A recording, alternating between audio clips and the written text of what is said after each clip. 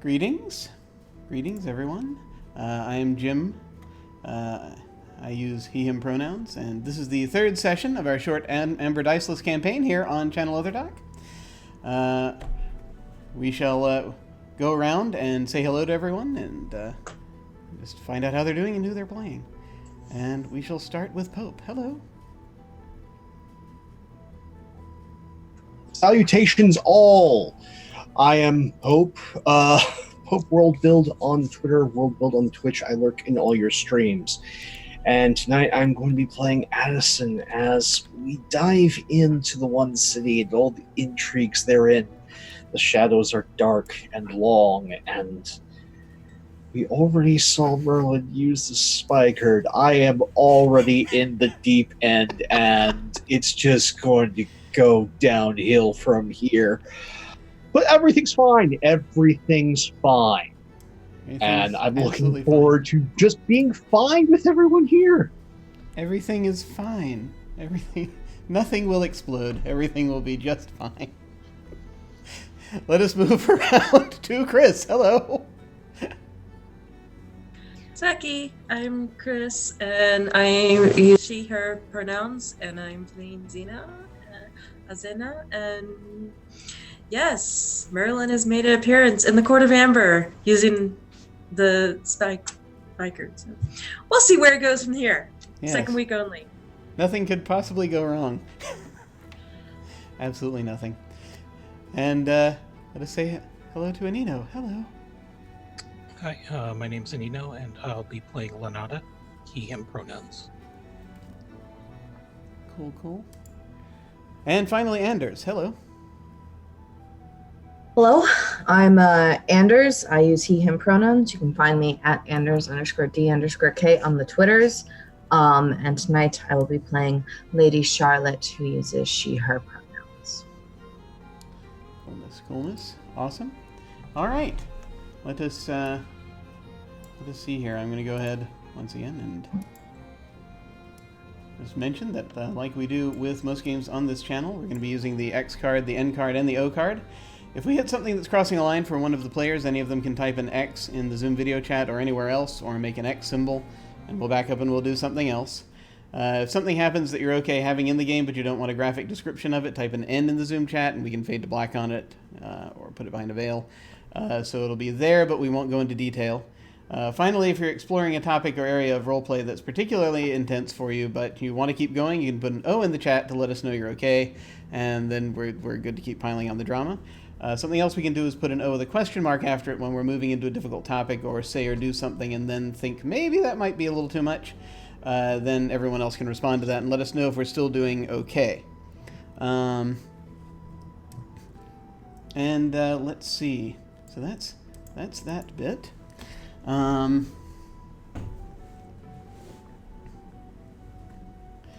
right. So let us do one or two things here as we're pulling all of this together. I think what I'd like to do, if I may, is if I can, I'd like to start this one off with Lady Charlotte, since unfortunately Anders had to take off early last time, so I just want to sort of see where things are with on the moon, and kind of see where things are starting to flow over there. So as I recall, you were with your patron Lintra, who was visiting you at the opera. There was a dress rehearsal going on, and you were going and getting a drink. And so, what manner? How does the evening progress for with this sort of thing? I suspect there's a few moments where I jot down angry notes, and then before the show is finally over, I excuse myself from my patron and make my way backstage so I'm prepared to unleash the full frustration of a director-producer who's not seeing their vision come to light exactly how they would like it, and the night sort of ends with quite a few cast members a little perturbed because I have the highest of standards, and if they don't meet it, they're going to hear about it. So that's, and I expect they're actually doing a wonderful job, but if you don't shoot for perfection, you can't achieve perfection. So excellent. Yes, they are very much as they're, you sort of get everything kind of into shape there. They're all sort of taking copious notes. A lot of the tech crew is, and the actors or the performers are just kind of nodding and give at least the appearance of listening, which hopefully they are. Some of them more convincingly than others, but it's how often this happens. Can you remind me? Was this more of a concert affair, or is this an actual opera you're performing? And this is a full production opera. Gotcha. Ballerinas, a full orchestra, performers, everything. Excellent. Well, no elephants. I think we decided we weren't able to get elephants. Yeah, no, you have horses, but you were not able to get elephants.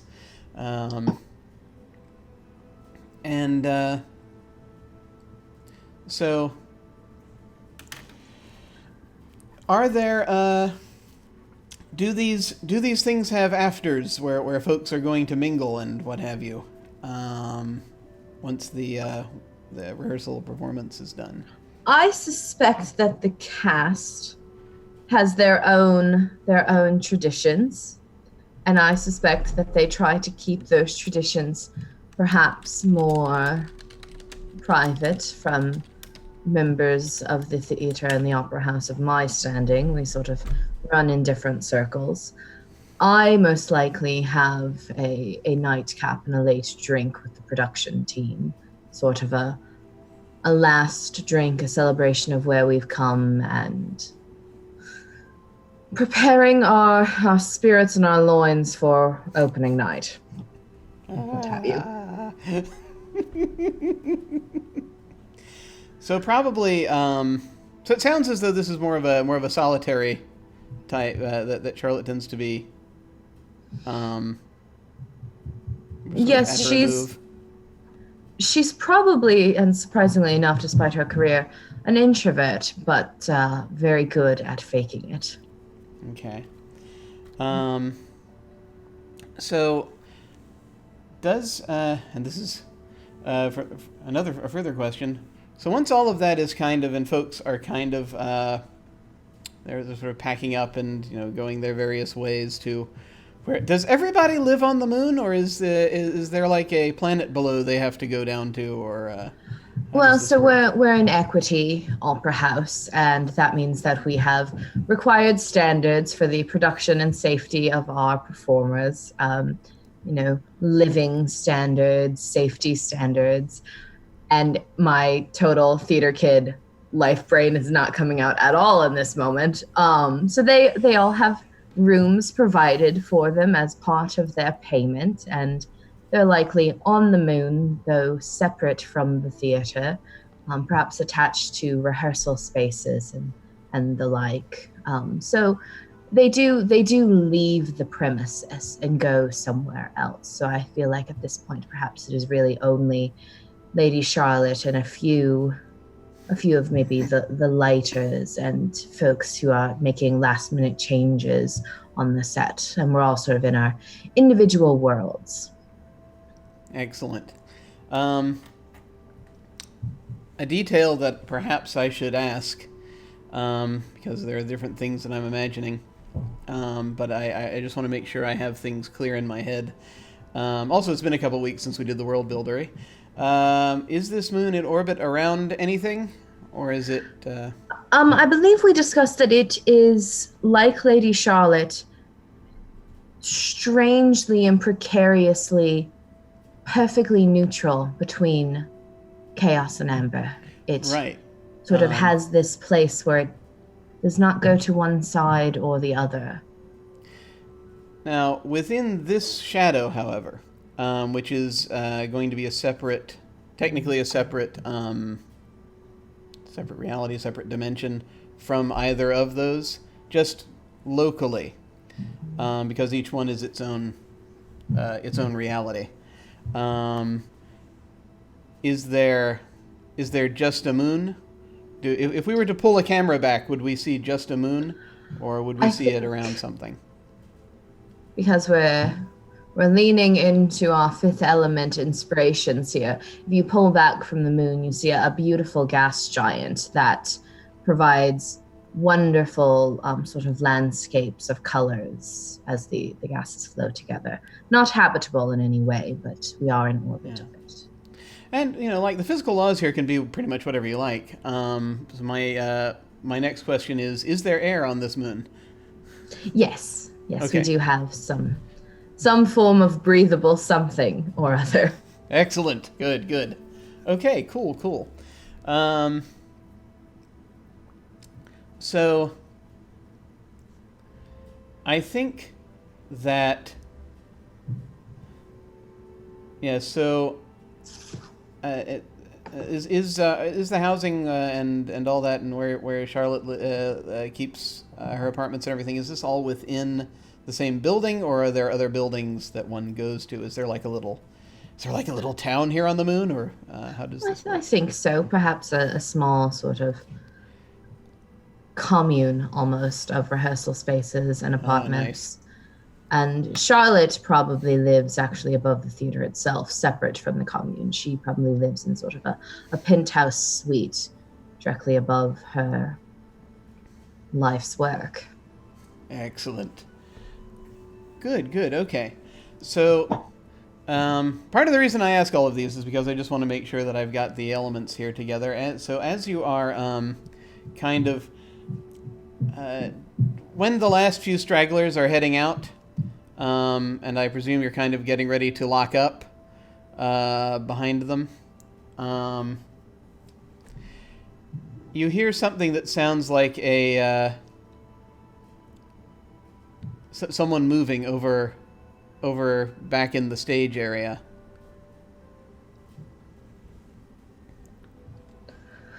I'll make my way. To my knowledge, everyone has left, so if there's some of these theater kids think they can get up to things, I'll make my way over. Those darn kids. You head over, and it looks as though. So you've got I think as part of what's going on, there are a few set pieces left over from sort of the end, or things that the tech crew was kind of working on after the rehearsal, just to make sure that they could get everything put in place properly. So there's a scrim, assuming I'm remembering what a scrim is, it has been years, that it's of the type that you can kind of see through. Yes, that thin muslin canvas. Yeah. And sort of at the back of the set and behind it, there's this light, and you can see, sort of in this kind of golden-looking light, the silhouette of someone who seems to be doing an awkward kind of dance.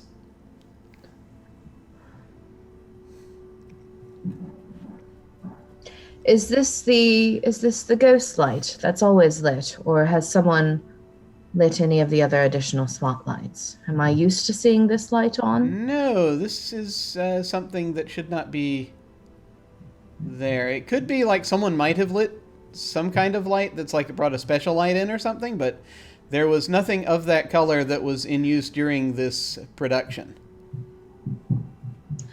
Right. Come on out. If you want to rehearse, you can go to your rehearsal hall. Come on. The light turns slightly ruddy for a moment, sort of slightly. It's got a redder tinge to it now, and the dancing is like stopped, and you see this figure just sort of raises its head and is looking back and forth. Yes, you. I need you to leave now. I'm about to lock up. Come on. And you see it kind of, there's a point where it just sort of kind of is looking up, And you see the light starting to fade as sort of the silhouette seems to be moving away. It's a little strange because there's not a huge amount of space back there. I mean, there's some. To sort of the backstage area. So maybe they're walking toward the backstage area. As the light's sort of fading off a bit. It's not gone. Right. This is why I need to have night security. And I'll follow after them and pull out, well, I don't know. Can I magically make my own light source? Is that a thing I can do with my magic? You have conjuration, do you not? Yeah, I do. You absolutely can. Cool. I'll make sort of warm, almost... It's not a hot flame, so it's more of a darker orange, almost even a red flame, just a low heat flame. And begin to sort of follow after. Right, out. I will call security on you. You're not allowed to be back here right now. So as you are, do you go up onto the stage to sort of follow, or no? I do, yes. All right. You step onto the stage, and you can see the set pieces left from its... there's a forest scene. And sort of the backdrop. And the strange thing is that as you step onto the stage, you can swear you can hear, like, birds and crickets and things of that nature. Kind of like one would find in a forest. I don't believe we have any sort of... I'm going to make my way over into the wing, and I'm going to go over and I'm going to lift the scrim. Okay. Sort of. Oh. So you go over, and you pull... I'm imagining, and you can correct me here if need be, I'm imagining a tech level of kind of this, of sort of restoration era, where, you know, it's like everything is sort of manually done. Maybe there's a crank you can turn. It's manual, and you do pull the ropes, but it's not sandbags anymore. It's now very measured, careful weights, and it's safely balanced, but it is still manual. All right, so you turn this, and the scrim rises, and you can hear once again this the chirping of the birds and the strange sort of the crickets, and you see that. So it looks a fair amount like the backdrop, except that you are looking now into a forest. It's not so much a backdrop that looks like a forest, it's a forest that looks like the backdrop. There's like moonlight coming down, which is weird because you're on the freaking moon, so there shouldn't be that. And they're like, you can see like little, you can see this light, this sort of reddish goldish light of this figure that appears to have wandered into this forest a little bit. All right. I'm going to reach down and pull out sort of a bit of paper and scribble down some notes for my stage manager and just your instructions in case whatever this is takes longer than I'd like. Stick it on the stage manager's podium backstage and walk into the forest. I'm used to weird visions. I've learned to just go with it at this point. Why not? Why not, indeed? You are heading in, and I think that as you progress kind of into this thing,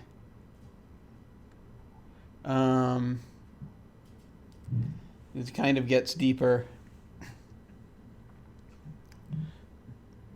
You're going past what you think is normally the back wall a little bit. You're sort of in the backstage area, you think, except it's a forest. And you can feel, you can hear the grass crunching underfoot. And you can, sort of in the air, you can breathe in the sense of a forest at night. with these very tall trees. And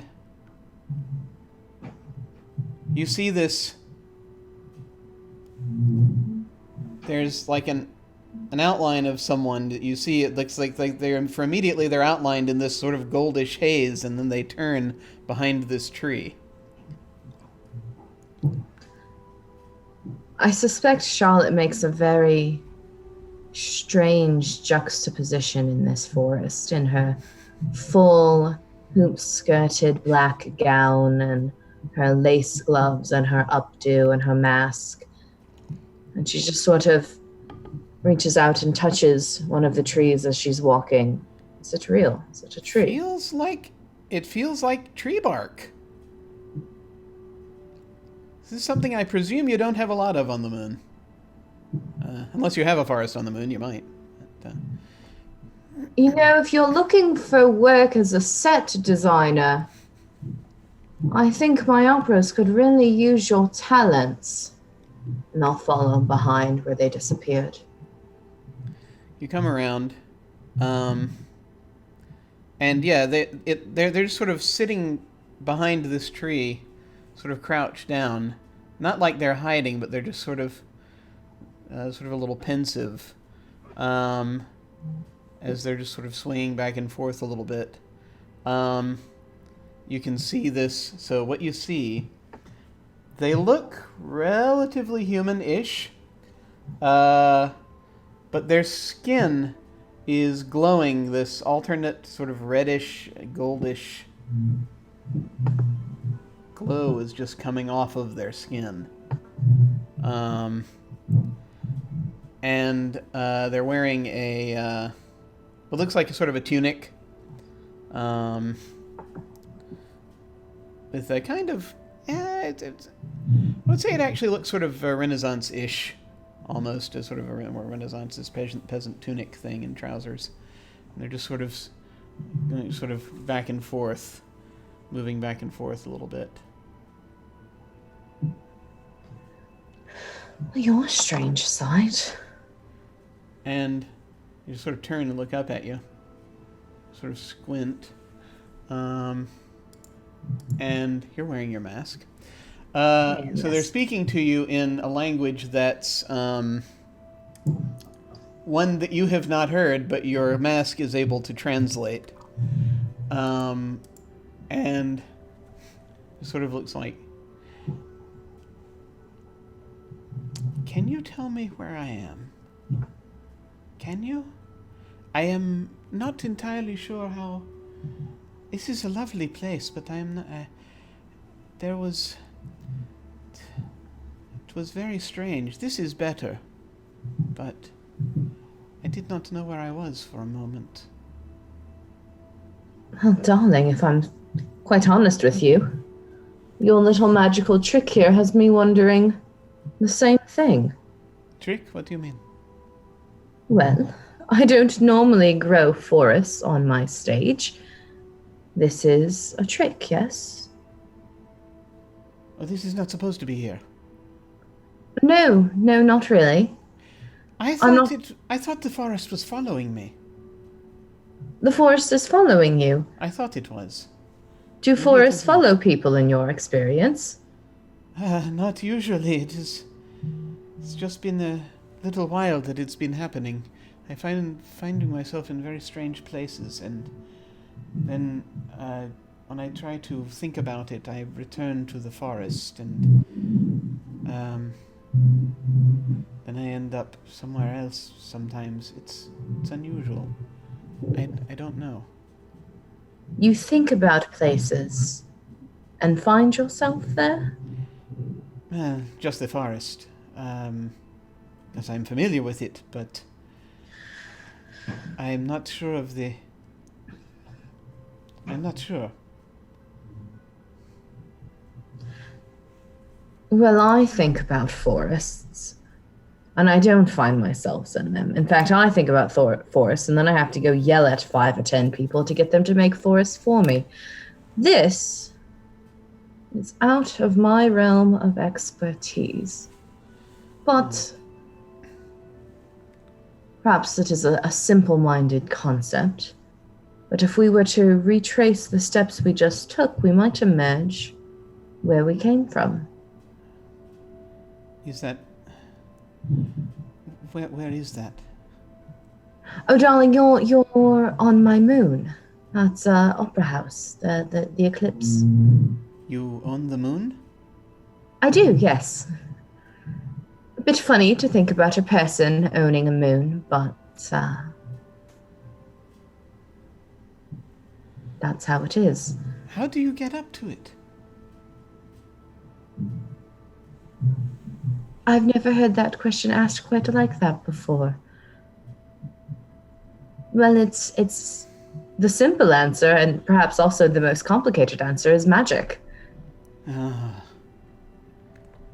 It would be, would it not?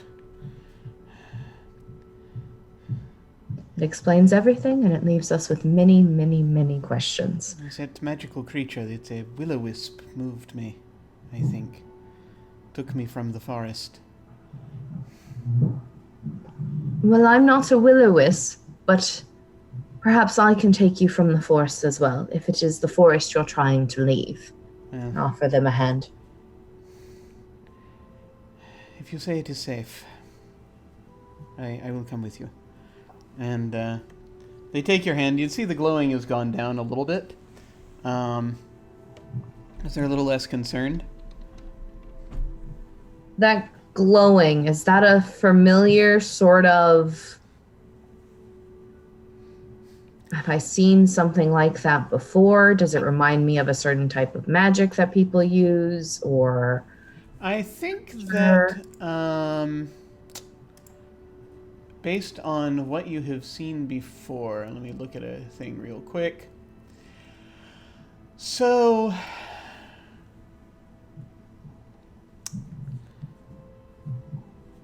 how, have you ever been to Amber or interacted with, Amber? How much did you interact with your mother?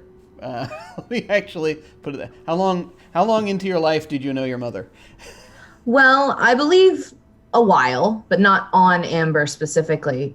She did not begin to travel back to Amber and Chaos until she was an adult living on her own. Okay. Because her parents kind of had this escapist mentality where they left it behind. Yeah. I think that Asha probably didn't want to talk too much about her family, but she did explain certain concepts. Apparently, from what you understand, her parents are not well liked in Amber, but they often have to do business with them.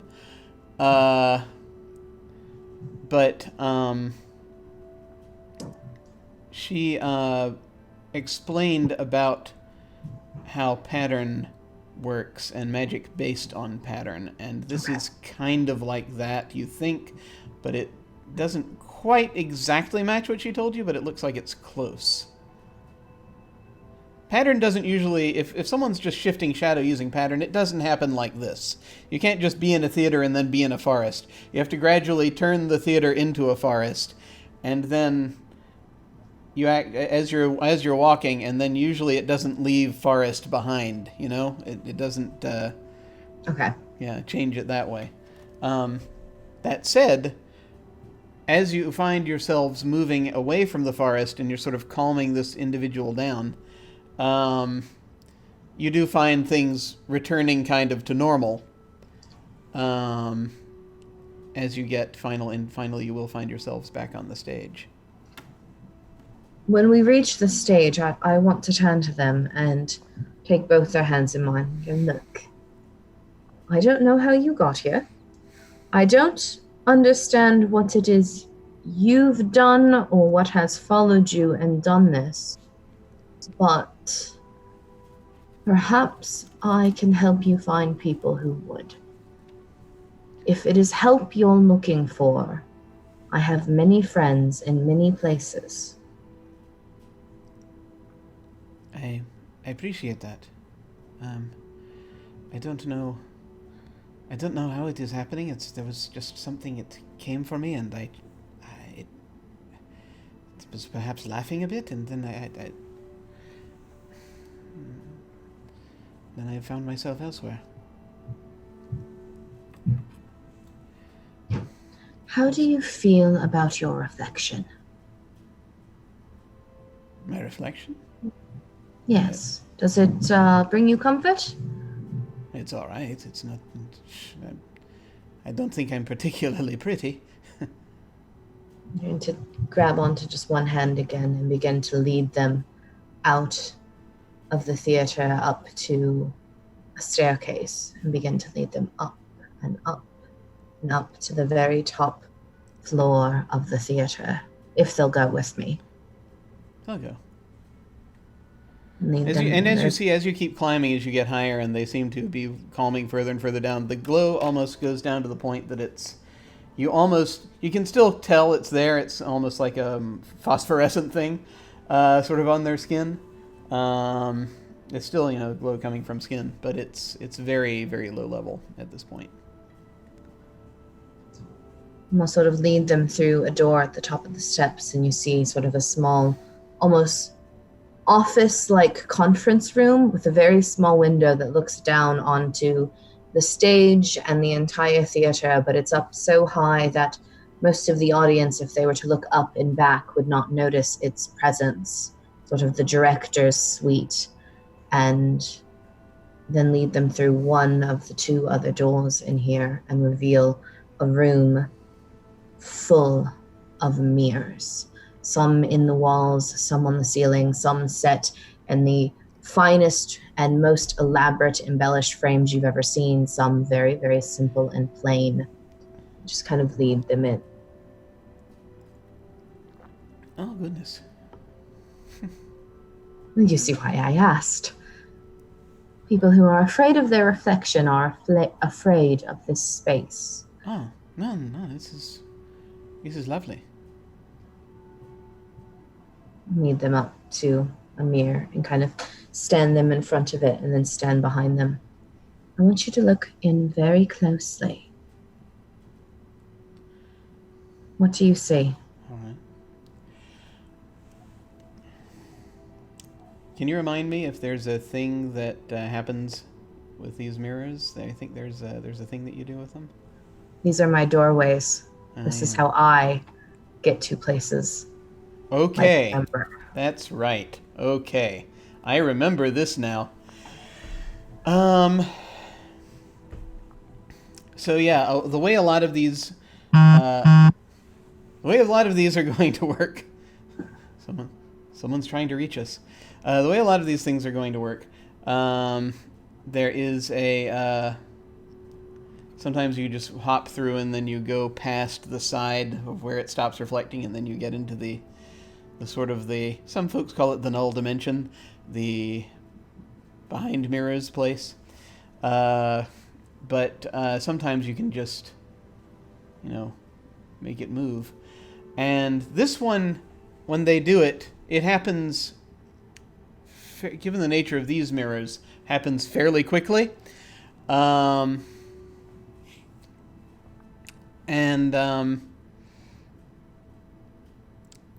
They're looking, and he's like, "Oh yes."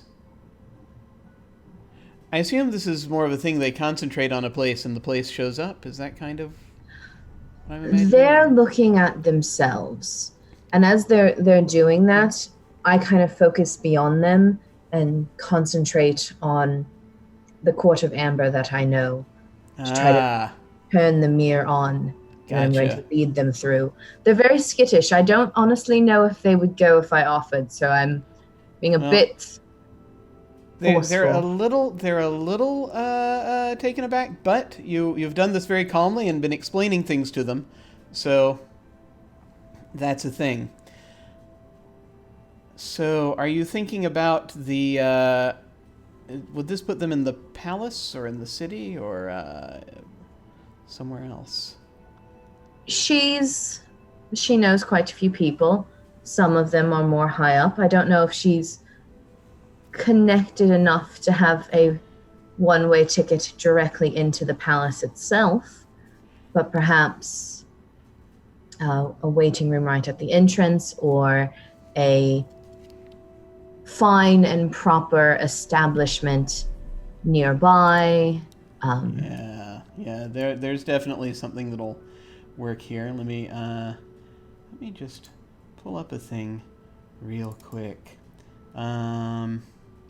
because I have a thing that will help. Is it here? No, of course. I left it on the other drive. Don't worry. Never mind. So yes, you're going to... there's a waiting area. Okay. That they have set up for this kind of thing. Will they be going through and coming out another mirror, or is this just a thing where they step through and it's kind of more like a trump where they will show up? Do you think? I believe the mirrors kind of work like trumps. Yes. So on my end, they're mirrors and they form sort of like doorways. But when you step through, you're not necessarily walking through a mirror on the other side. Two mirrors almost implies two-way passage, and this is one-way passage. Okay. You're going to be at the entrance. It's sort of, this is going to be main entrance, basically, where they would have set this up. That you're going to be stepping through. And there are a couple of guards. There are a few guards and what have you. There's some traffic. The doors are open. And some folks are coming and going. You know enough courtiers that you would be fine being, around here. But the guards sort of look up and they see you effectively trump in, and they look up and they sort of look at each other and they nod, and it's Lady Charlotte, isn't it? Lady Arshalan, to you. Of course, ma'am. Of course, my lady. How can we help you? We'd like to speak to a master of pattern, if possible. Right. I'll see you that, Matt. I'll see you that, my lady. Just a moment. Thank you. And they basically turns to a quickly summons a page and all right. We're now going to go inside for a moment. And so fish is being eaten right now. Kind of at a table. Merlin is seated at the table. He has ordered an additional bowl of fish. And he's just kind of been sort of tearing at it with the cutlery. And he's like, this is good. I should come up here more often. And Xena also has been offered something if you would like it. At least by... It's rude to turn down hospitality, so I don't know what... I will probably nibble. And Gerard just sort of sitting there and is just sort of watching the two of you for a moment, and he says, "Shall we actually say talk about this apocalyptic thing you just said a little bit ago, or do we need to wait until the fish is done?" And Merlin's just sort of looks at the fish. He's like, he takes one more bite. He sets the fish down. Right. Sorry, thank you. Yes. So, yeah, but possibly the middle of Shadow might be about to split open in a little bit. It's if certain things happen, we're working on it. But the thing is that it's a little bit of a problem. You may want to you may want to tell Isolde about this, because she's going to need to know that there are forces out there kind of doing this. And I need to know a little bit more, because you've been on rather a number of rants like this before, nephew, and I learned my lesson the last 3 times. Your rants and her paranoia do not mix well.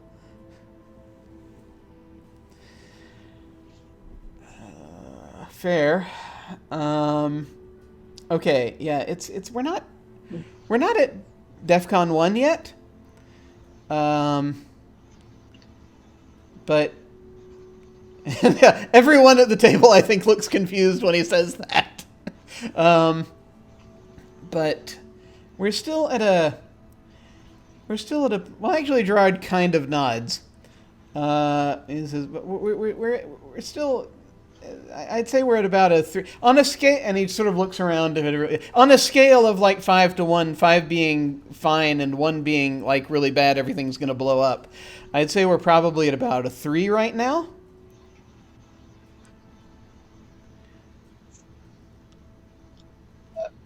Grandfather, could Yes. you explain this in a way that, 1, I would understand, and 2, Isolde and all those people that she has carry her knives would understand?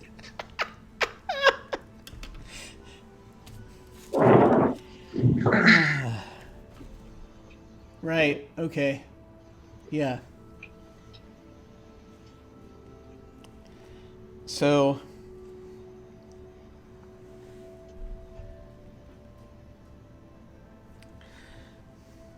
there's certain, what one might call crux points in Shadow, okay? Certain areas that are more sensitive than others, that if, say, you get shadow storms and what have you going through them, that it can cause certain other parts around them to unravel. Sort of primal chaos takes over, and that can be, bad news for everybody. That's not exactly what's happening here. But I suspect something kind of similar. There's a fairly powerful force out near a crux point that's going to give us trouble, as there is apparently a small army of pirates taking advantage of some of the local fauna out there, I think. Okay, that sounds relatively mild. So describe the fauna. Yeah, they're large, scaly. They have wings. Usually, they breathe fire, that kind of thing. Dragons. Yeah, those. You could just said pirates are harvesting an army of dragons at an important point in Shadow, and they could be on our doorstep. It's fair. You spend enough time alone, it gets a little hard to remember how to talk to people. But yes, that's kind of... I wouldn't say they're on our doorstep, but it's going to have an effect on the road, probably, if it happens. The road is the old road, if memory serves. So they could be here. Yes and no. But they could be here quickly. Yeah, I mean that's the upside and the downside of the thing. I mean, if there's enough of a disruption at the crux point, it'll take some doing to get them back onto a place where there's still road at that point. But it could be an issue. It could definitely be an issue. So these pirates are able to travel Shadow? Yeah. Well... Or do they need the road to travel? It's not that they're traveling Shadow exactly. They have a sideway. But it's gonna come to that point, maybe, I think. Just given everybody that I think is involved here, it would not be surprising to me if they end up traveling through Shadow. You said a sideway. Looks over to Lanada. Then looks back to Merlin. Back to Lanada.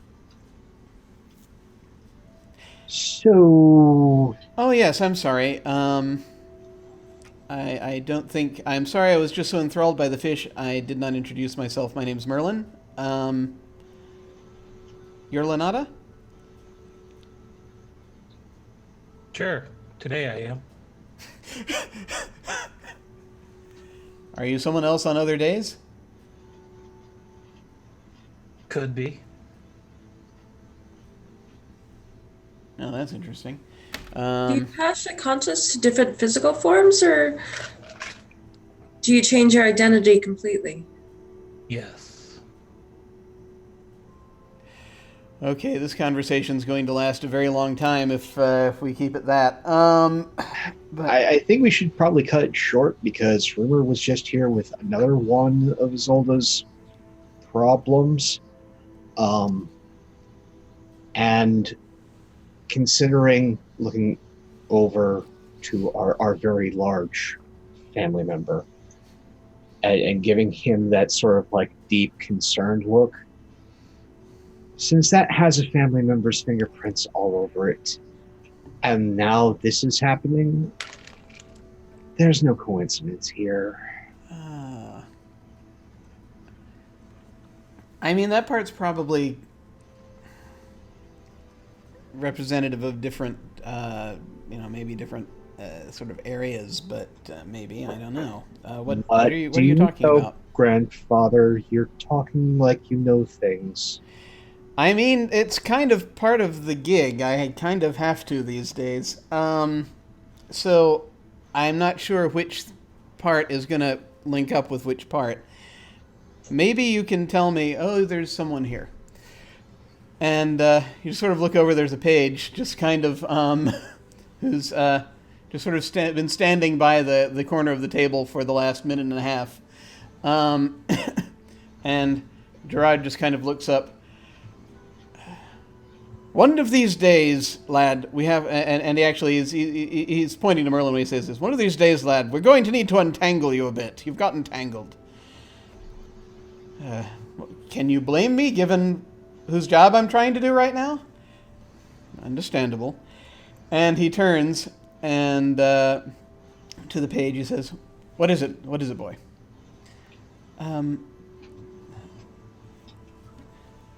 Lady Archelon is here. And there's this glance around, and she wants to speak to someone who knows of the things of the pattern. And Merlin just sort of sits back. Well, that took longer than I expected it would. And Gerard says, "Archelon, that was I believe I've met her. Yes, that's she's out. Isn't that the one that's over at the midpoint? The moon at the midpoint." Just so, my lord.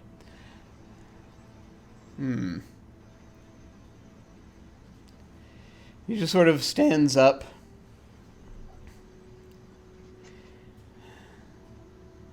And he just sort of glances over at Merlin for a second, glances over at the rest of you, says, "Coincidences, eh? I don't like it. Let's have all of this out. Yes, go get her." And the page runs off. And a moment later, sort of after escorting through this lavish entrance hall and over to this large dining hall,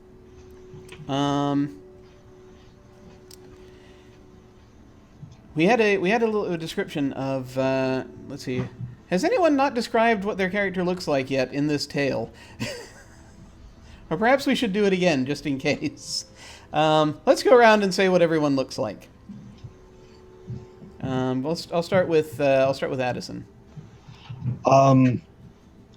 Addison looks like if you crossed a swamp with a noble rapscallion. His clothes, while definitely coming from money, are a bit tattered or stained.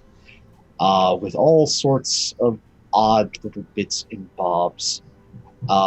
Wearing hefty boots, reinforced breeches, and deep, dark features, very bright eyes, seem to shift from hues of blue to green. Okay, let's go around. What does remind us again what Xena looks like? African features, dark skin, green eyes, hair is green locks. All the colors are black and green that she's wearing. She has a combination style of like punk and Renaissance, so like a pleasant blouse with like pants with buckles and a few scarves, kind of adding some flow to it. Okay. And Anino, remind us what Lenata looks like? It's about 5'6". Pacific Islander features. He's dressed in 90s grunge, and is usually seen floating around on his cloud.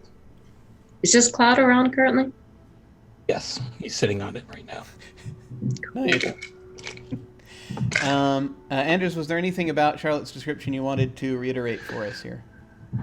She wears almost entirely black, full Victorian gown, gloves, the mask, the updo. Looks like she deserves to stand on the center of the stage in an opera house and not pretty much anywhere else in the world. Long blonde hair, though it's all pinned up and tight on the top of the head, and dark, dark brown eyes. Okay. So you see these folks. I'll say, Charlotte, you've met Lord Gerard before. He is the uncle of the Queen. One of the uncles of the Queen.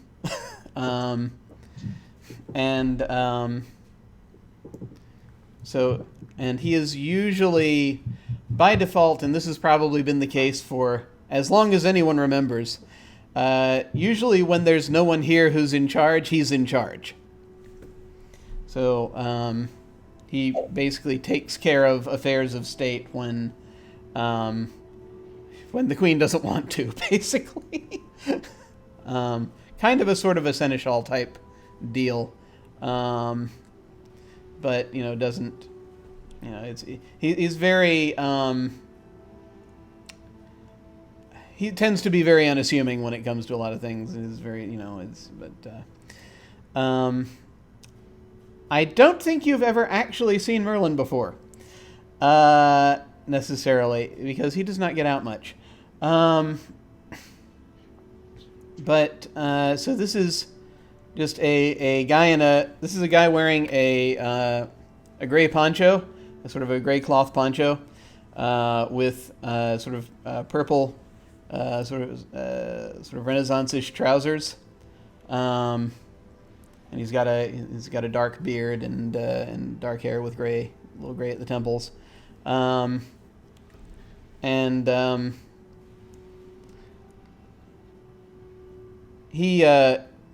He will see if I don't know if people sort of rise, but they sort of are standing up.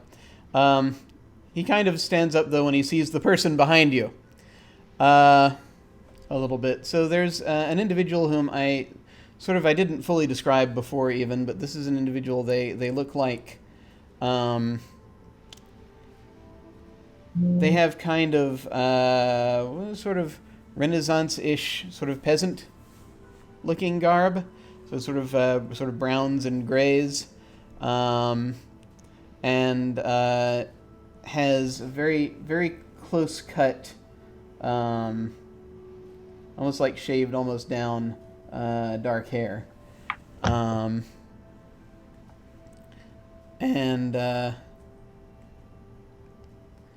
there's a very slight sheen coming from their skin, of a sort of a reddish gold.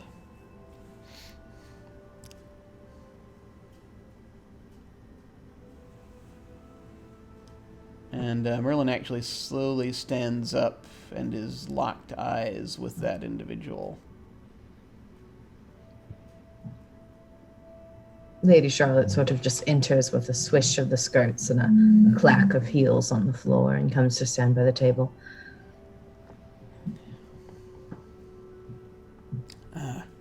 And Gerard will kind of bow his head.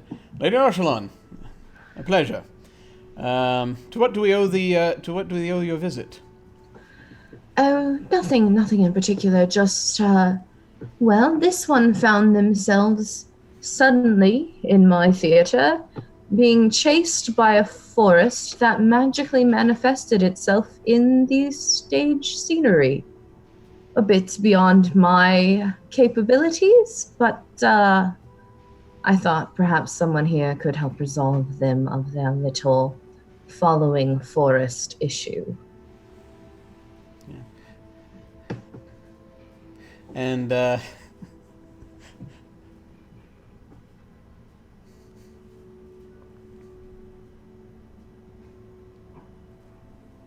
so there's a brief pause, and Gerard just kind of looks over at Merlin. Someone getting displaced from somewhere, perhaps? And Merlin has not taken his eyes off of this individual.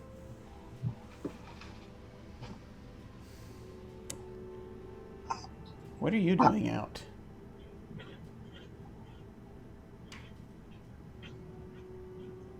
And the person whose name has yet to be spoken is just looks at Merlin and just sort of shakes their head and some. I'm sorry, sir. I don't understand. I was displaced. I was moved by. And at this point,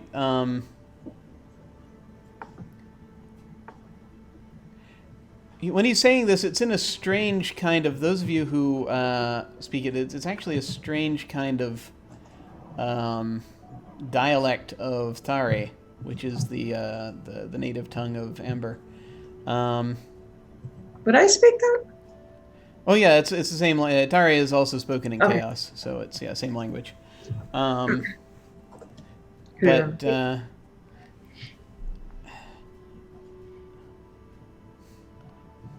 Merlin says, "Okay, can you describe who it was that moved you?" Oh, it was a sort of a wisp that came in and almost laughing and yeah. Did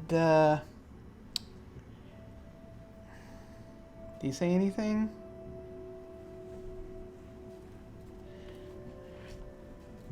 Oh, wait, I think he did. He said,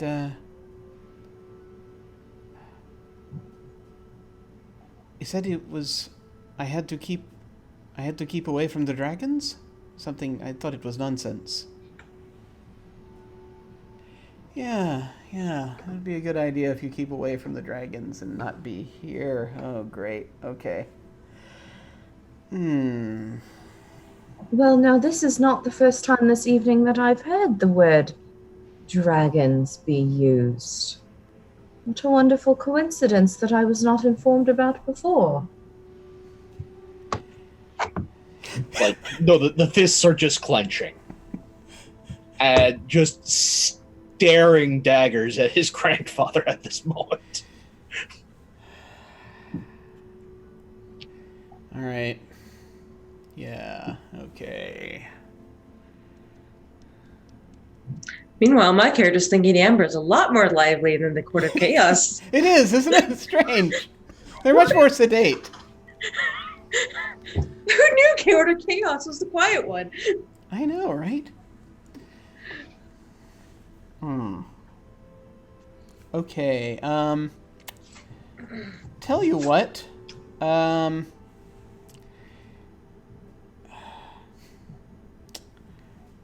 and they sort of, gestures to the person who's like, Why don't I get... I'm sorry, what's your name? Simonette. Simonette. Okay.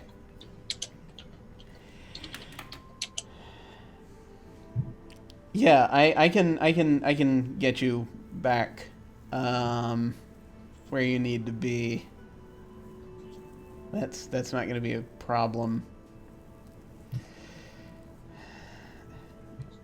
Huh.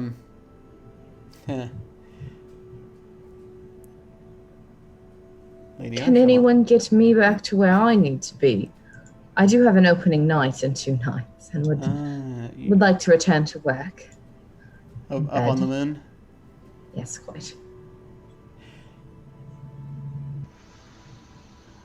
Huh. Lady, perhaps you could tell us about these dragons you've been hearing about.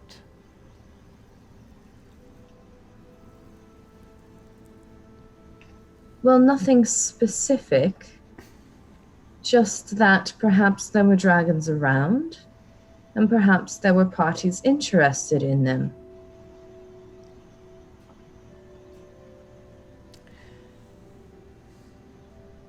Would you be willing to divulge what parties were interested in them by any chance? Well, not for free, no.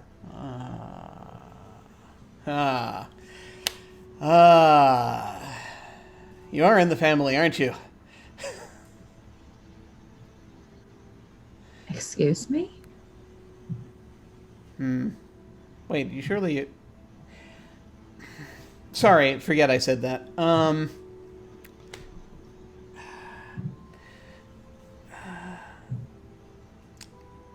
So...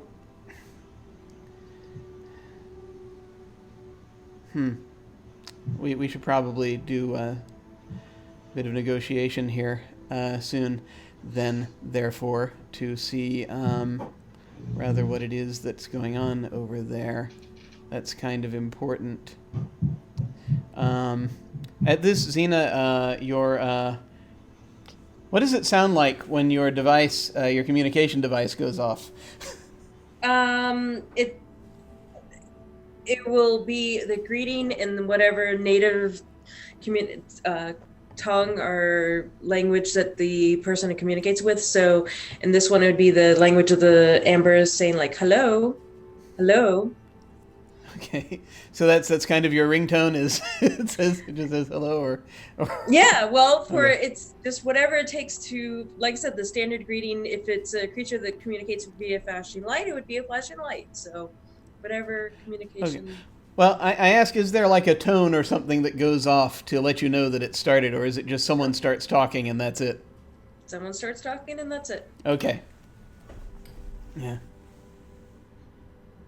He says, right, I'm in position. I think that they might have cleared out at this point. And this is, tell me, before I go any further, is this something everyone can hear?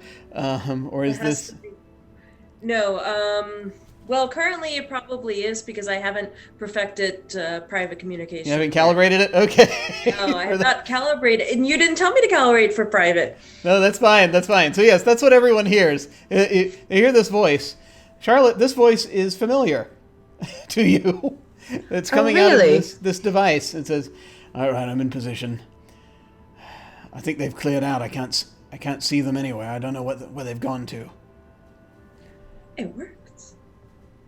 Yes. Yes, it does. If someone's pockets have secrets. At this point, Gerard stands up again. And he just sort of turns. All right, I think we're going to need to talk to Her Majesty. You hear that, Lanana? You're getting the royal tour. And he summons a page, and again, just please inform Her Majesty that this is we're going to need to. There's something we're going to need to deal with rather. Actually, you know what? Never mind. He takes He takes a deck of cards out of a little box at his belt. He flips and starts looking at one of the cards. If he's done with the page, I'm going to pull the page over and ask him to bring me a drink. Because apparently I'm sticking around for a little bit. Oh, certainly, yes. He'll go and he'll fetch you a drink.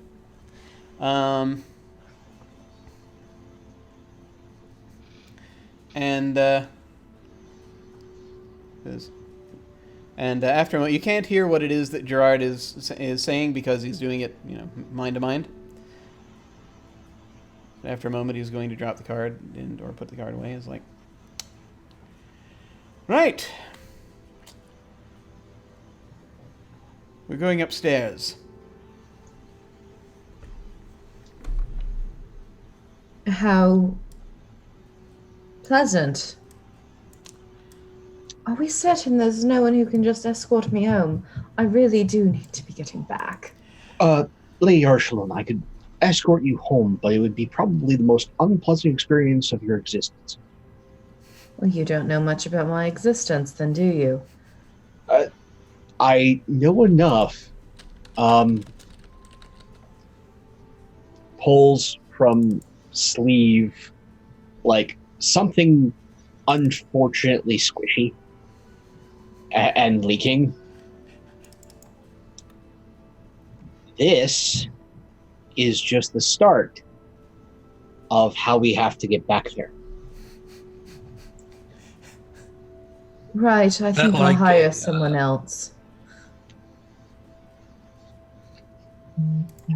If we go and see Her Majesty, I am more than certain that after hearing everything that everyone has to say, you'll get home.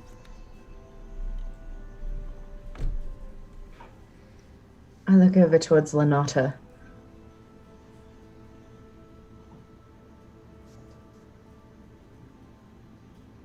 I don't know what you're expecting from me, but I wasn't even supposed to be here today. So. I believe you and I are kindred spirits then. Charlotte, offer a hand. Lanata, Order of the Wavy Noodle. Oh. Upstairs then, shall we? Oh yes, we shouldn't keep her waiting. She hates waiting. I'm going to follow quietly. I don't think my character needs to talk much in the throne room. Oh no! Of Amber. I can't imagine what. So what's going to happen is you're going to be escorted not to the throne room, but up to the third floor, where the basically the royal chambers are.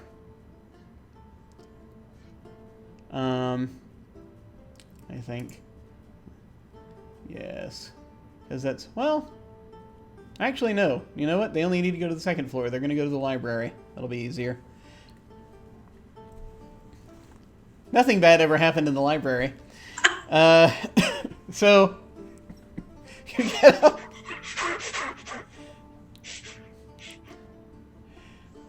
They're going to escort you up, and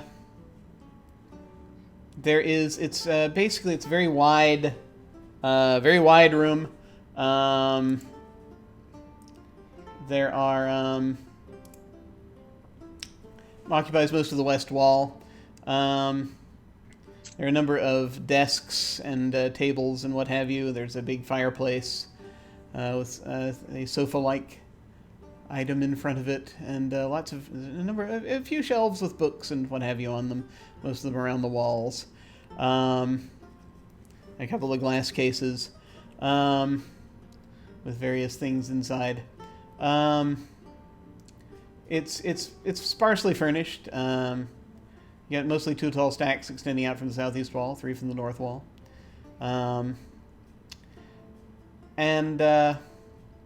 So by the fire is is Queen Isolde. She has kind of light red hair, and this very very pale complexion. She's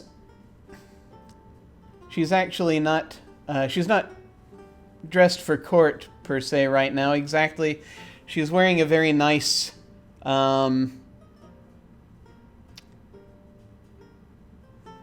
sort of nice tunic and skirt at this point. Today the beauty mark is here.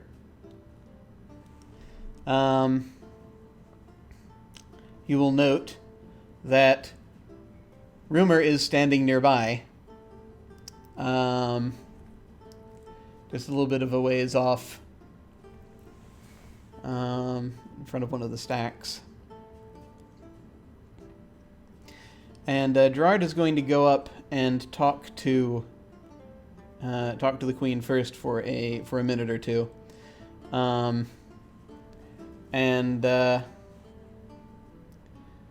After a minute, he's going to summon Merlin over, also to talk with him and with the Queen for a moment. So you all are kind of left by yourselves for a minute. That's not well lit, and just sort of tuck myself away into it.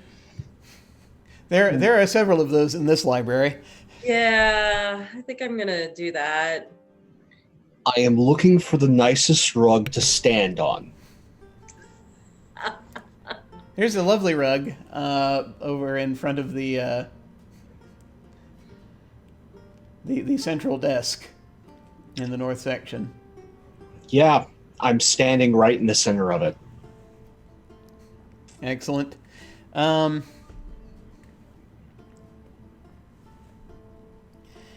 So after a few moments, after they have this private conversation, semi-private,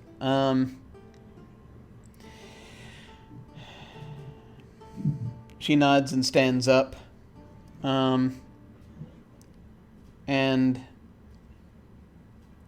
I think she looks like she's maybe in her 30s. If she were human, that's how old she would look. And she sort of folds her arms and sort of folds her hands. She sort of looks at everyone in turn, and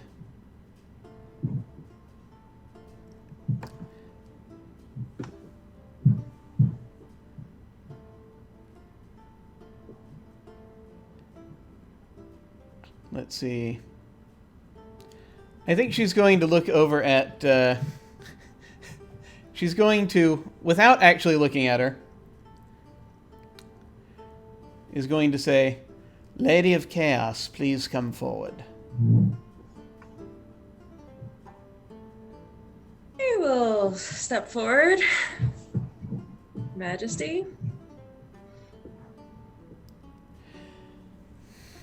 The proper greetings to the crown. My cousin tells me you are our cousin as well. Yes, Your Majesty.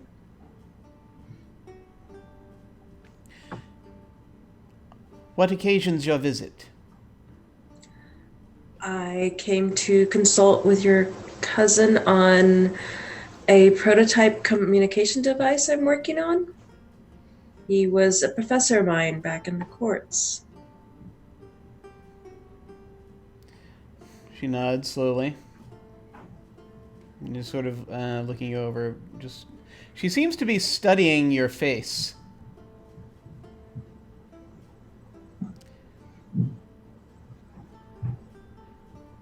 Have you been to Amber before?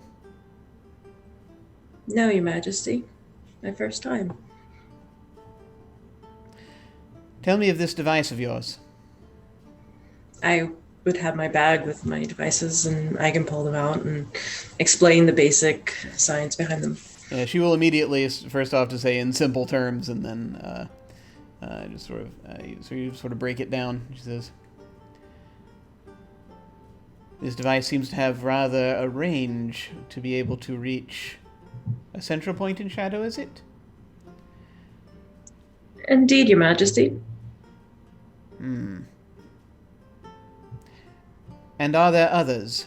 Or are these all there are?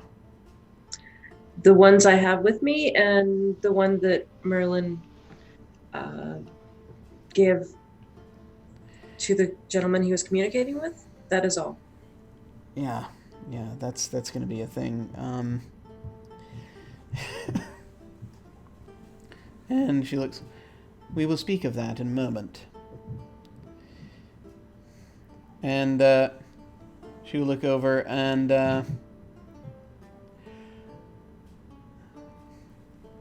Charlotte, have you met the Queen before? Perhaps we've met on very, very short occasion. She's attended a show, and we've greeted each other in the afterwards. Okay. But no private conversations, no formal introductions or anything like that. Lady Arshalon. Your Majesty. It is good to see you again. It seems that these may be somewhat difficult circumstances, however. Your Majesty, if I'm entirely honest with you, I'm not even sure what these circumstances are. I was simply assisting an individual who found themselves lost in my neck of the woods. Indeed. Yes, that's fair. I think that Simonette is... That's an excellent question. Did Simonette make it all the way up here?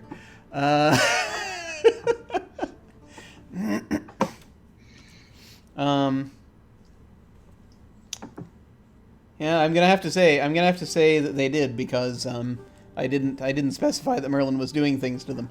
So,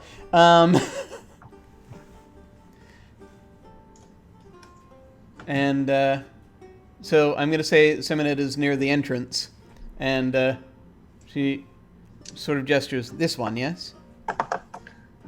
Yes. I'm not sure how they came to be in my house, but I couldn't leave the poor thing there, so I brought them here. You come forth, let me study you. And at this, Simonette's just sort of is a little aback, and everyone just is, but just slowly steps forward. And the Queen is just looking them up and down. I see. And she takes like a full minute to just study Simonette. Mm-hmm. Would I know locus-wise, like, if she's doing magic? Yes, you can tell that she is using some kind of... it's something based on pattern that she's using, so it could be use of advanced pattern, or it could be use of... She might actually be using some variation on advanced trump artistry right now. That's what she seems to be most into.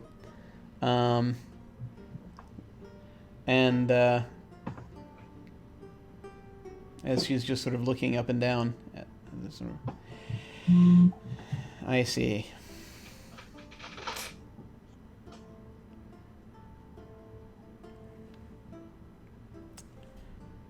Again, she says to Merlin, we should speak of this. But, and she gestures to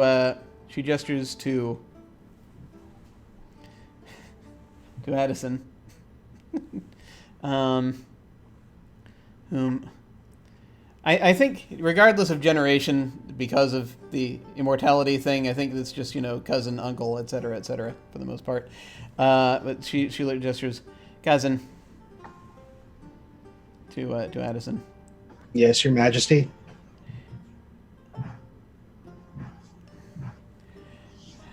Is there ever a time when you do not look perturbed?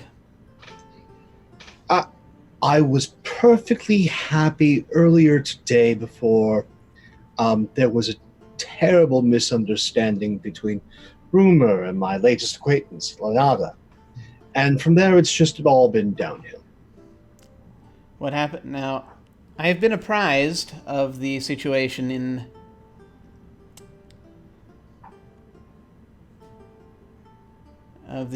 but I would rather you tell me if there's anything that I should particularly know about it. Oh, I figured Uncle would have already informed you of all the nasty particulars. In that, obviously, this means that some member of the family is involved in some sort of weird thing that is obviously upsetting you and your favorite knife.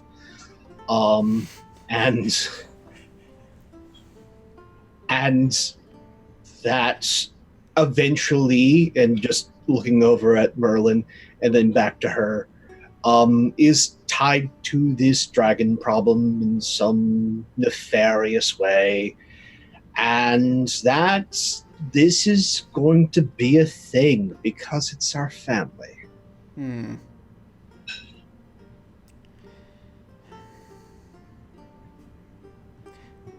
Did you see this family member?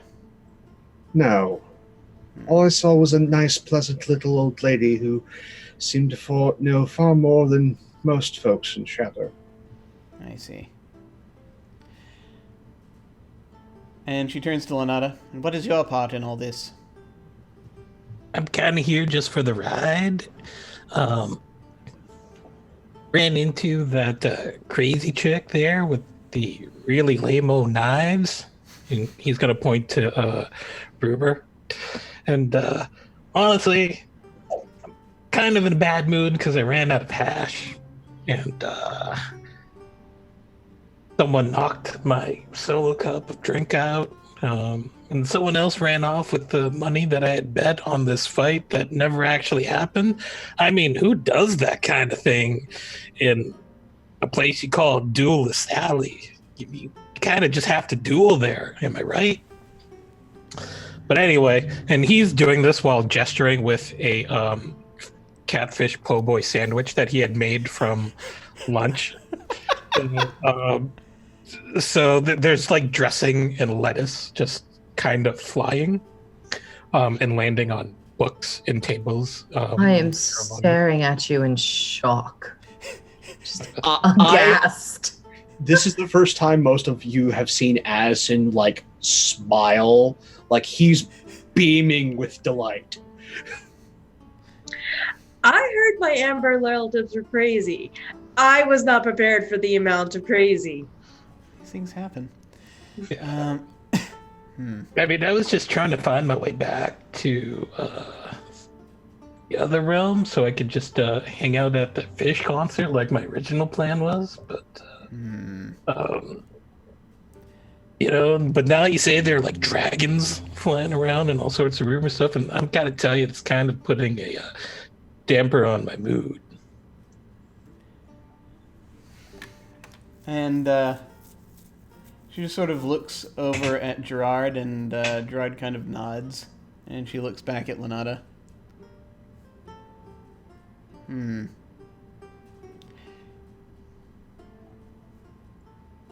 You have, I am told you have unusual ability. You're very skilled.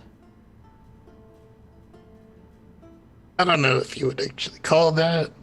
I mean, I would like to say I'm kind of a little bit above average in the fisticuffs thing. But, usually I just kind of like to talk to people rather than punch people. But, that knife over there, that dull knife you've got, kind of irked me. So, She sort of glances back over at Rumor, and Rumor just kind of shrugs. I mean, if that's the start, if that's your favorite knife, I'm sure you can do a little bit better than a butter knife, you know.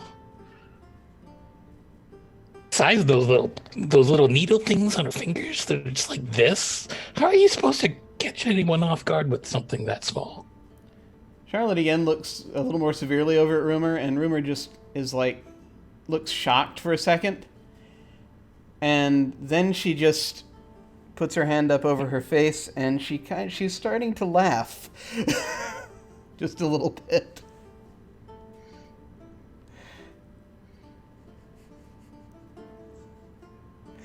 And Isolde's just sort of looking, just sort of raises an eyebrow, and Rumor's just like, I'm sorry. I'm sorry.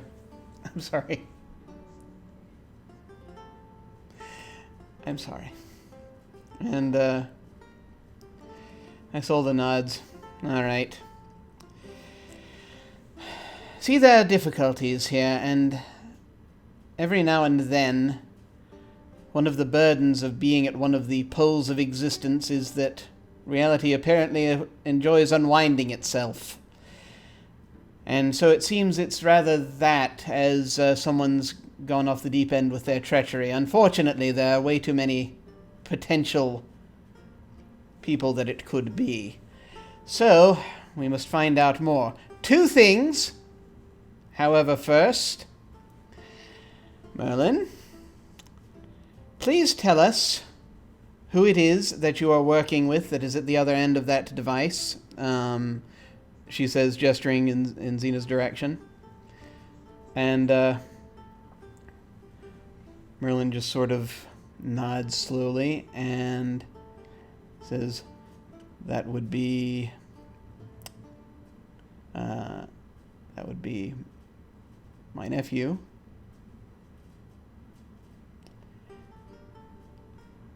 She nods. She turns. Do you want me to say specifically? She just closes her eyes for a second, reopens them. Is it who I think it is?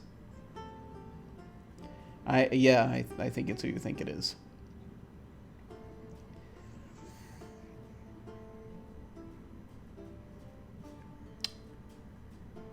I have not seen him in a very long time. Very few have, from what I understand.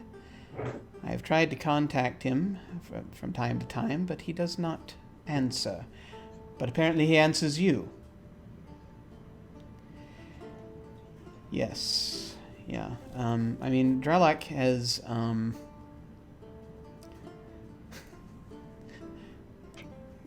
certain things that he, well, you know him.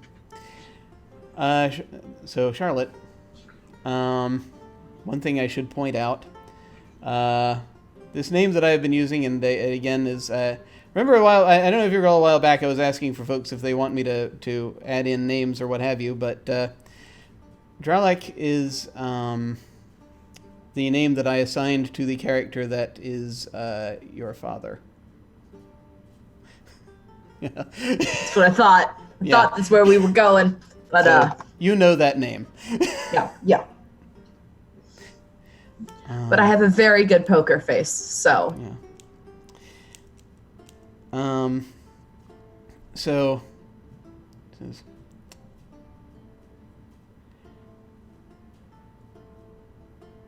he can be relied upon, I would think. Surely that much has not changed about him. Thankfully, no. It has not. Very well. He is rather key to controlling the situation, then, is he not? He very much is. All right, then.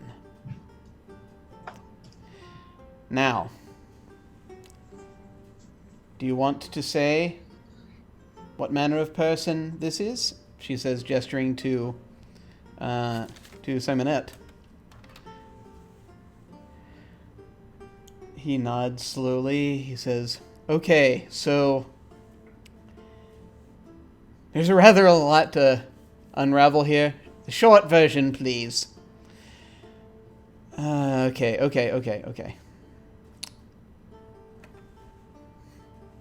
Short version. So there are certain shadows around my father's pattern. Very nearby, perhaps close to the primal area where it is. Well, that's where they're from. Those the beings like that. And we're kind of currently playing a game of 3-card Monte with them a little bit. Well, it's not my idea. All right, it was not my idea. Please tell me whose idea it was. They're calling him Puck these days.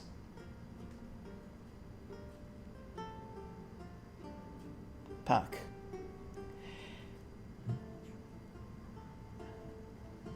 Pardon the interruption, but Puck is in A Midsummer Night's Dream, Pucking over on Puck. Yes, that was a rather interesting sort of shadow retelling of things. Sort of things kind of got mixed and back and forth in time. And at this point, you'll see Rumor kind of steps forward. I know who that is. How dramatic. Yes, we all read Shakespeare in high school. Are you going to tell him, or are you going to tell them, or shall I? She says to Merlin. Yeah, okay, so I kind of created Puck a long time ago. This is the thing known as Ghost Wheel, yes? Yes. He's gone through a few identity issues, but yeah, he's so it was his idea, and he is doing it to try to offset certain things that certain attempts to get at that pattern, and kind of undermine a lot of the underpinnings that we've set up for the Dusk Road. In that way as well, I would... well, not that this should come as a surprise to me after all these years, after all these centuries, millennium, but that's the forces we think are kind of trying to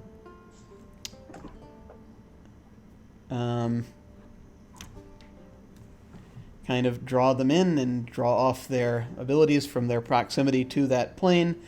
That would be my mother, Dara.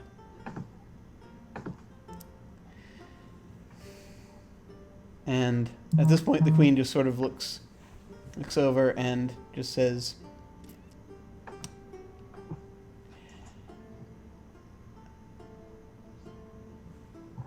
"Relatives are both a blessing and a curse, are they not?"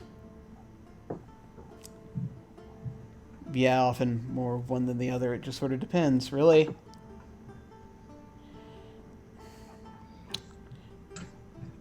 All right. So, why would these dragons pose a threat to Shadow? Well, if she's got who I believe they've got working on it, it's someone who has access to the null zone behind the mirrors.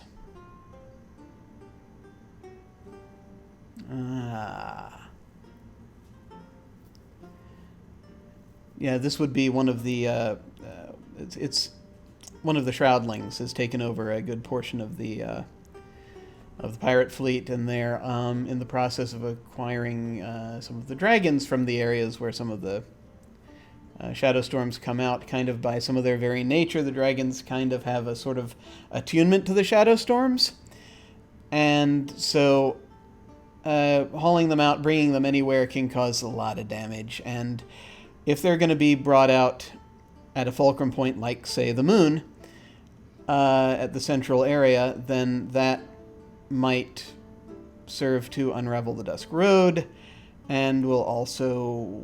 It's a bit of brute force, but it would give them access to the where my father's pattern is. Oh man, I hope no one lives on that moon. I think with that, we're going to go to break. We'll be back in just a few minutes, folks. See you shortly.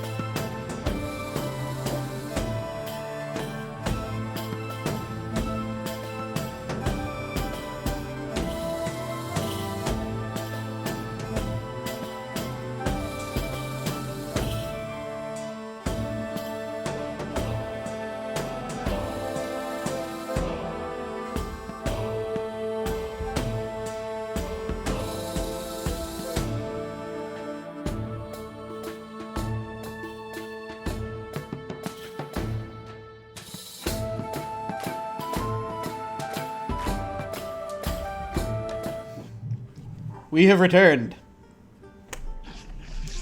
So now, a bit more conversation has gone on, and I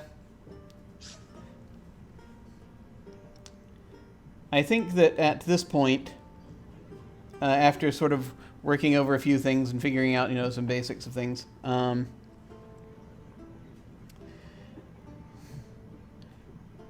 Her Majesty will turn to Merlin and will just say, all right, here is what I would like you to do. Send that individual, this individual before us, she says, gesturing to Seminette, back to where they belong. And I know that you must stay here for the remainder of your duties. However, I should tell you what I was doing this morning, because it is probably going to be of great interest to you. I was talking to your Uncle Julian. And Gerard even just sort of looks over at that and at this point says, he's all right?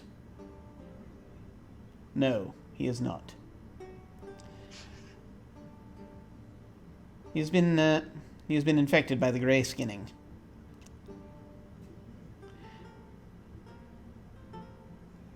But he seems to think that you can do something to assist him, and he will not speak of it to me.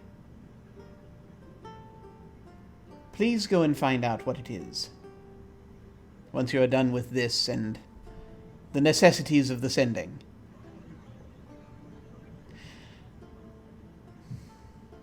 Uncle, she turns to Gerard and says, we will need some ships that I believe we're going to need to assist.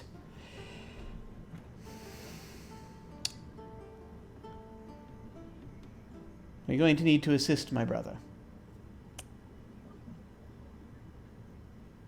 And he slowly nods.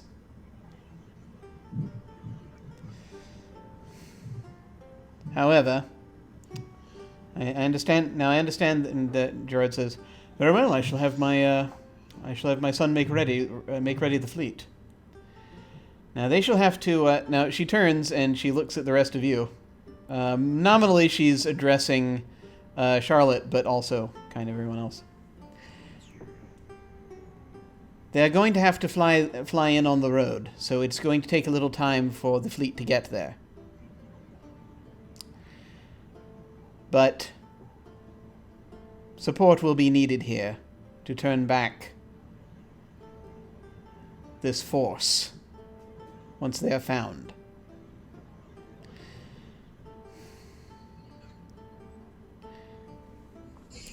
However, in the meantime, unfortunately, Merlin has to stay on this end of things due to the balance of keeping things together. So I should like, and she says, as she sort of turns to Addison, I suspect that you have insight that's going to be of assistance here.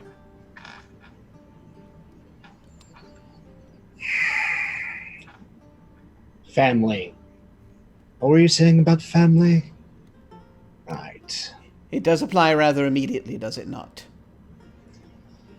Cousin. Considering that my great-grandmother's involved? Yes. And she's just sort of looking. Lady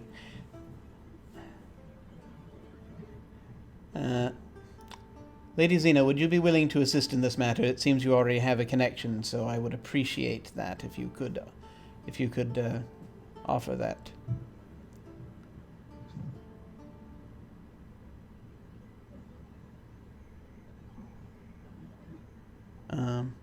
Chris, can you hear me? I cannot hear you.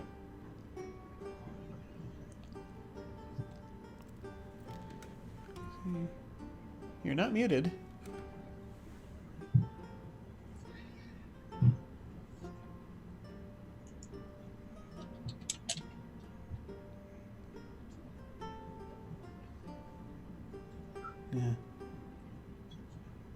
All right, so we'll come back to that in just a moment. Now? Oh yes, we got you. We got you. Weird. I don't know. I had to change whatever microphone. Yeah. I was sorry. I was saying, yes, it would be my honor, Your Majesty.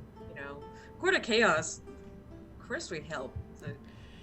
We shall need to make. I think it will help us as well for you to be there, so that you can assure your fellows, should there be any attention regarding that this is not. This movement of this military movement shall not be an attack on them.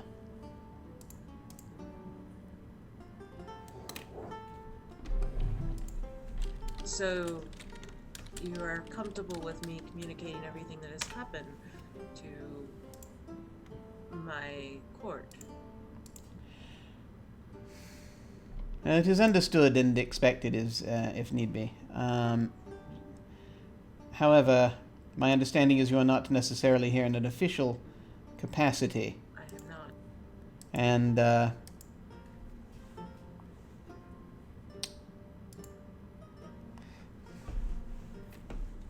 I should hope that you can keep in mind that we wish to maintain peaceful relations between our peoples. We are all much closer bound these days, are we not? Indeed, Your Majesty. She nods.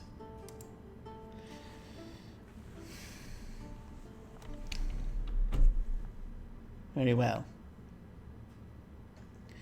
And we shall see what... I should ask that... And at this point, Lanada has kind of wandered a little bit out of the room, I think. Or into the stacks, or wheresoever they might be.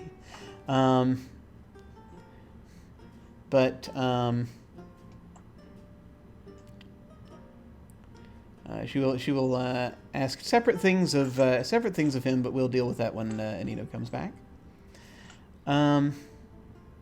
Meantime, well, very well. Lady Arshalon, we can send you back home, but if you don't mind terribly, I should think we need to send some of these with you to assist, as it appears that your home may be in danger.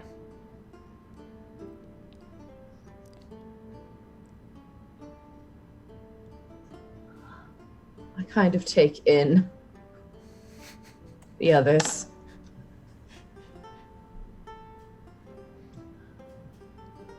I suppose that would be acceptable. I am a self-serving and selfish individual after all, so I won't refuse aid. She steps forward and says, I have heard it said you composed the aria of the night. Is that true? I did, yes. It was a few years ago, and perhaps a bit on the nose, a bit too poignant to really... And she reaches her hand forward to kind of, and the implication is she wants to take your hand. Do you allow that? Well, she's a queen, so I feel it would be rude not to, so yes. Addison, she never does this. She says, so she does, and she just sort of cracks a little bit of a smile and says, I cannot think that the composer of such a beautiful piece as that, especially considering its subject matter, would be entirely self-serving. The composer, no. But the business proprietor who has, in less than 10 years, gained ownership of a moon and an empire, well, perhaps they're two different entities. Perhaps we shall have to see then. Very well. And she lowers her hand. And She kind of is turning around, backing up. Very well. We shall send you off then. And How do you things. I'm sorry. Go ahead. I was going to ask, what preferred travel method do you wish us to use? So there are a few things that happen here.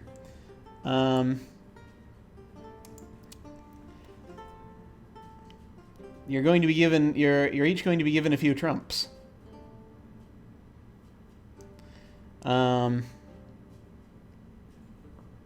So you're not going to be given a trump of the queen, but you're each going to get a trump of Gerard for contact purposes.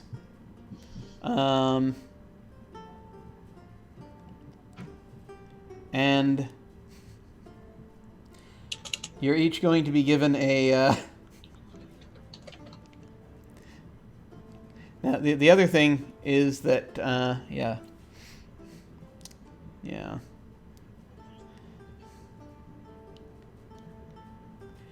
I think she's going to want to send Rumor with you.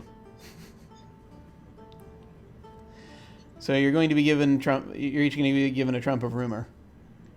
Would my communication devices be of use?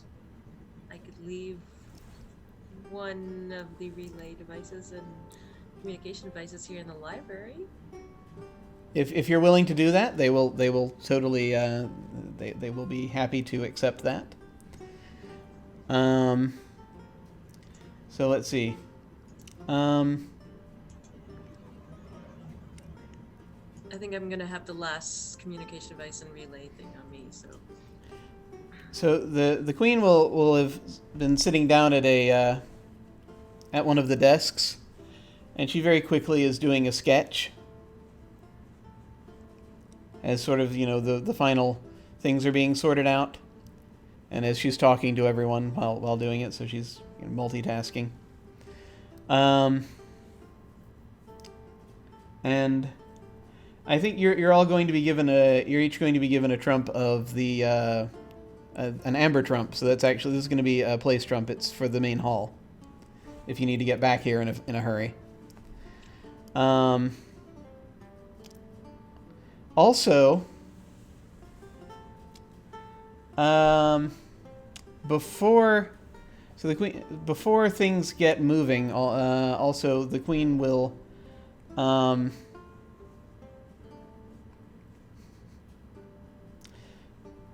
for just a moment take Addison aside and hand him. Actually, yeah, we'll do that. We'll play through that. Sort of the stacks.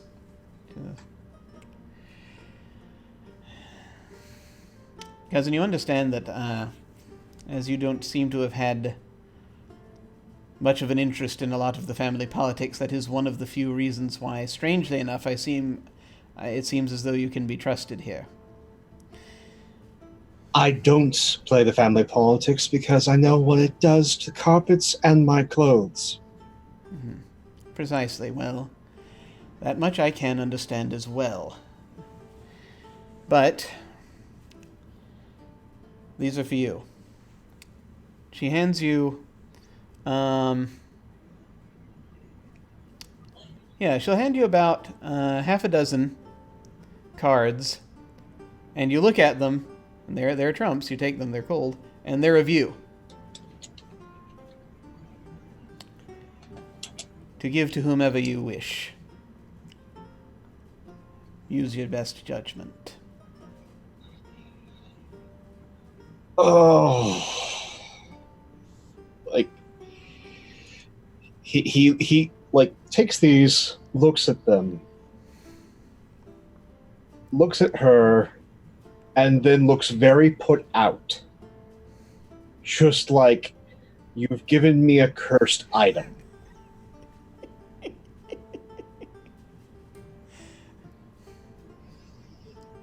just like, and just slaps them down, tucks them in his vest. I thank you, Your Majesty.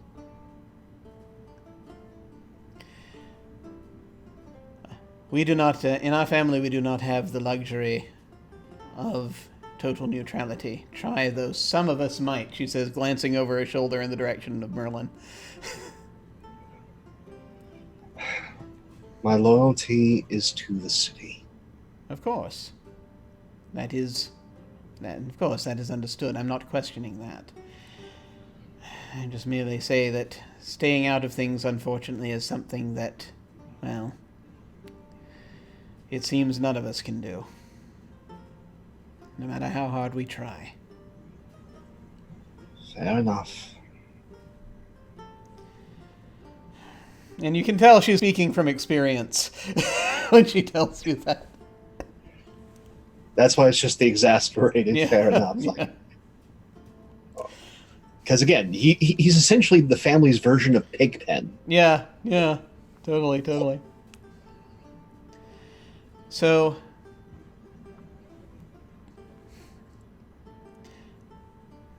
at this point, she'll basically come back, and she'll finish the sketch. She says, "Now, and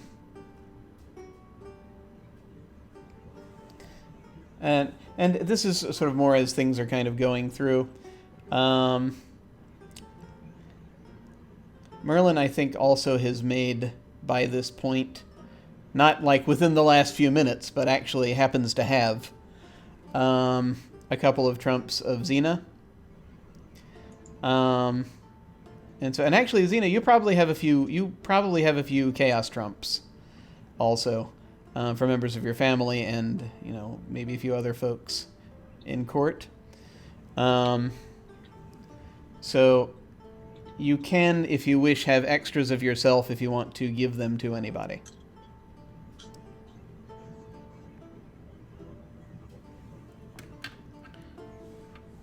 I think you've gone mute again. Oh, but this time you're actually muted. That's all right. Okay. I'm not sure I'm ready to give them out quite yet, but I have them. Okay. I was gonna say something and I forget now. I don't know. Never mind. No, it's okay. I muted myself, so. All right. So, the Queen will bring up this this sketch that she's made, and it's a sketch of the opera house on the moon. Well, is it just like a sketch of the outside, or are these like blueprints? No, it's just a sketch of the outside. It's like it's the front entrance. I was going to be very affronted at how she got those. No. Yes. No. This is a sketch she has just made. She was making at the desk. Your Majesty, you have quite the talent for illustration. Well, that is the hope. For you. This will allow you, hopefully, unfortunately, it's a mere sketch. I would need more time to give it more permanence, but you can at least use it a few times, should you need to return to your opera house. How thoughtful.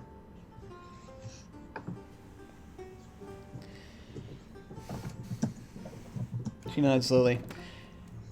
It was a long time coming. It is your opera house is the central point along the road. It is quite important.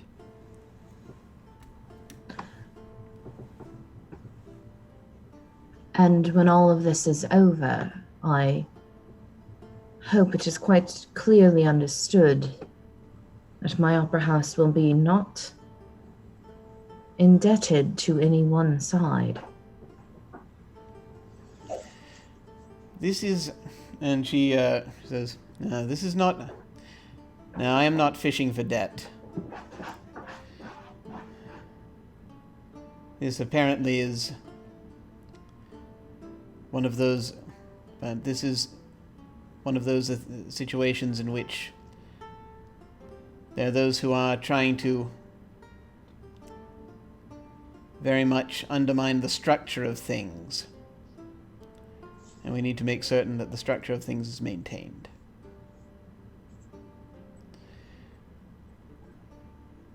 This is a thing that... Yeah, this is not a favor. This is a necessity. Well, I am all for maintaining structure, as long as my role in that structure, the keystone in the middle, stays the same. And that is our aim as well. Well,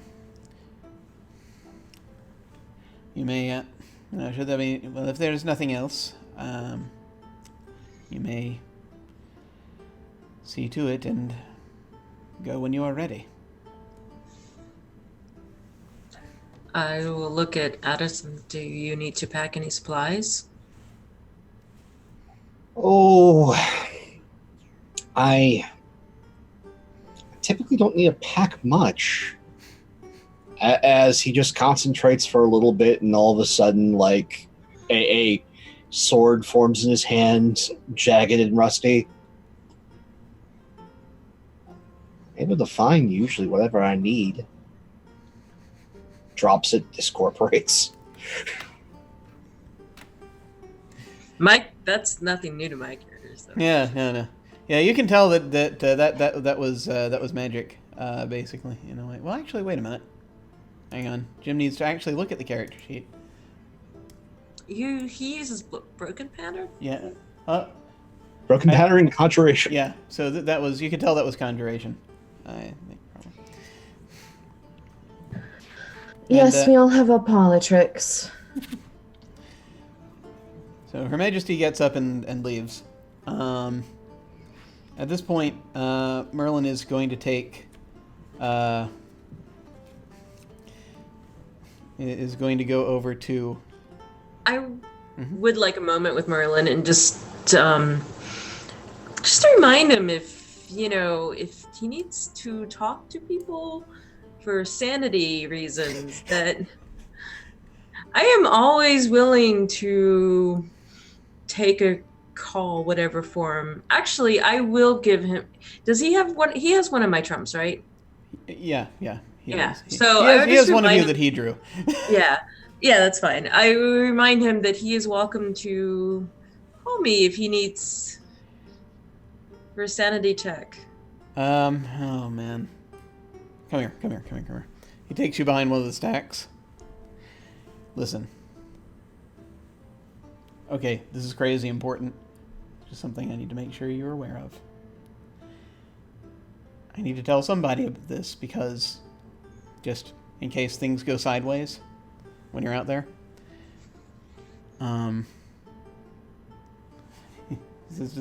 He says to Xena, so if you see any more of the folks like Simonette,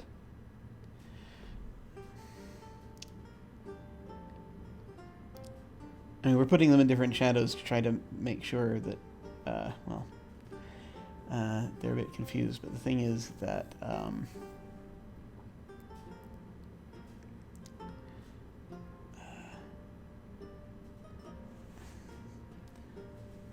it's helpful if nothing... It does occur to me that if things are kind of reverse engineered on them, that things could go really bad really quick. So just if you happen to see any out there that are being pursued, that kind of thing.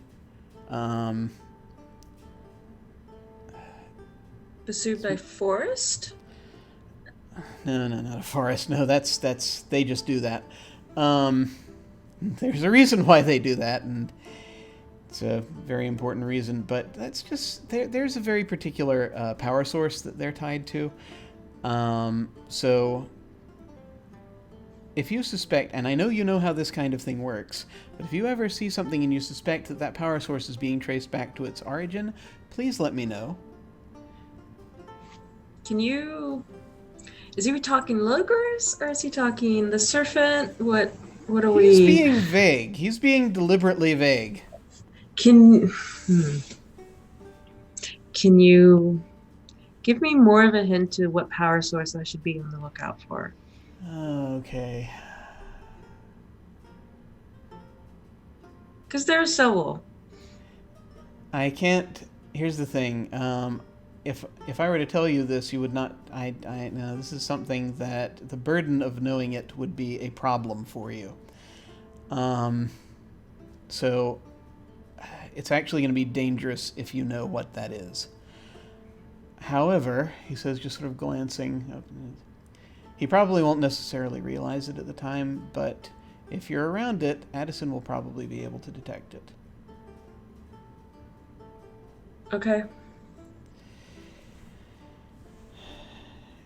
Just... if the shit hits the fan with that, and that gets... if that gets traced back, it's game over. So just let me know if that happens, okay? Or if that's about to happen, because that is the thing that we need to keep on lockdown. Okay. Yeah, there's a lot I can't do from here, but at the very least, if I at least know, then I can get the right people in the right place. And again, like I said, any other reason, I think you have much on your plate, and I am happy to help where I can. That's appreciated. Well, don't... you gotta be careful about making offers like that, because then, you know, you end up... you end up having to fill in for your great-grandfather. Okay, I gotta get it. I gotta get them back. Keep in touch. We'll figure this out. And he goes over, and right, Simonette, was it? Yeah, let's have a little talk. And he goes, just puts his arm around Simonette's shoulders and takes them out. Oh, crap.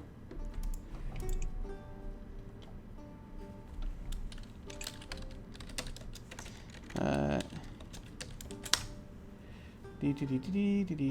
me quickly just do a thing here. There we go. So, as things have kind of been going on, so as things are being prepared, I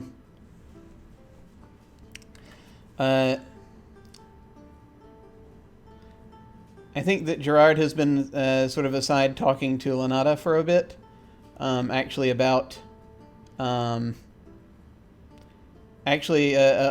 different methods of hand-to-hand combat. Strangely,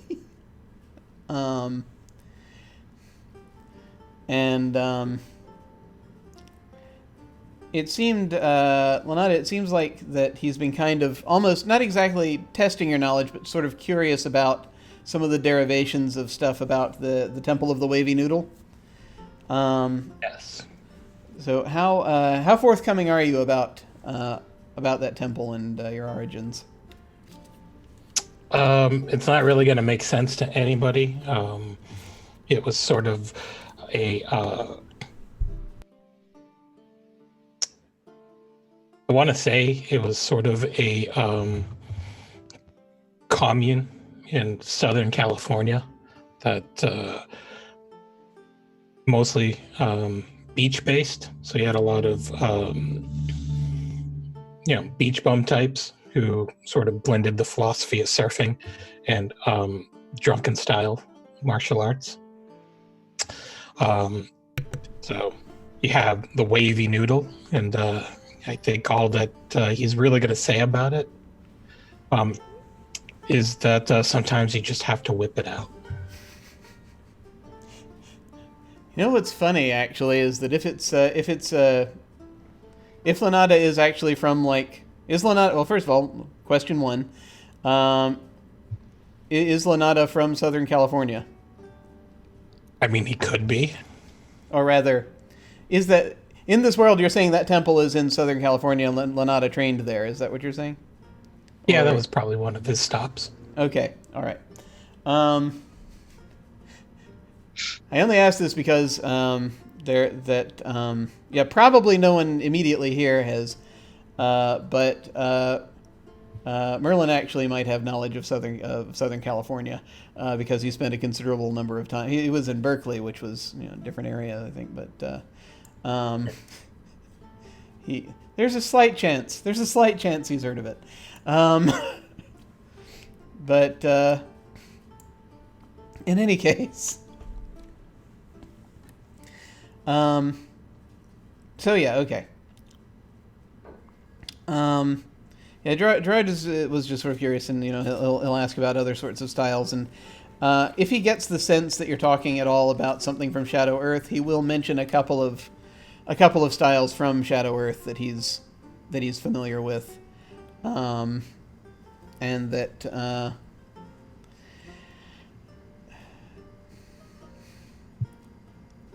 He thinks that that given just your level of skill and seeming ability to travel through shadows, this is something that could impact rather a lot of people, possibly where you go. And it's completely this is completely voluntary, but they can either send you to somewhere in shadow that you would like, or they can, if you would be willing to assist these others. That are about to go to try to figure out this whole deal with this dragon fleet that might be somewhere, then they would appreciate assistance in that vein as well. But it's up to you whether you want to assist them or not. So what are they offering in exchange for my services?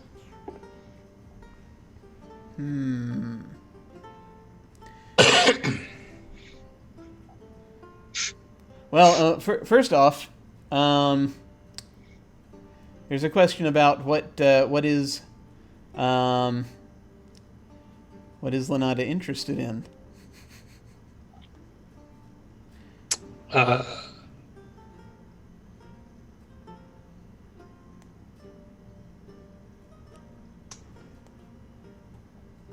not sure if his motivation is very whimsical.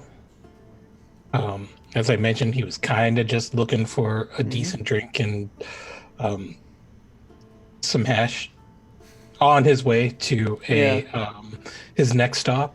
But his pockets are kind of empty now, and he doesn't really want to go empty-handed into wherever next he's going. So maybe he's going to have some need of material wealth in order to make his travels a little bit less extenuating. So at that, there's a bit of a laugh. They can give you, money is no problem. What kind of money would you like? I can imagine a lot. See, I was kind of born in the 80s, and that's when the whole capitalism thing blew up.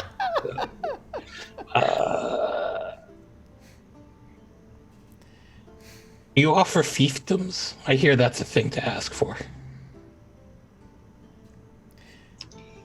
I don't know what a fiefdom is, but it sounds really, really, really valuable. Addison appears to have an idea. Do I overhear this conversation? Probably. In that case, while overhearing all of this, it won't last very long for right now. But he's going to concentrate on making a black credit card. So one of the black cards that just has Lanada's name, and then where the banks should be just says fiefdom. And They just walk over and go, "Certainly, Lenada, for your troubles, here's your fiefdom. We'll re-up it once you get back to where you want to be." All right, I guess I can live with this. I mean, it's no American Express, but, you know, as long as I can at least put food on my table, I can make do. We can make adjustments once you're settled.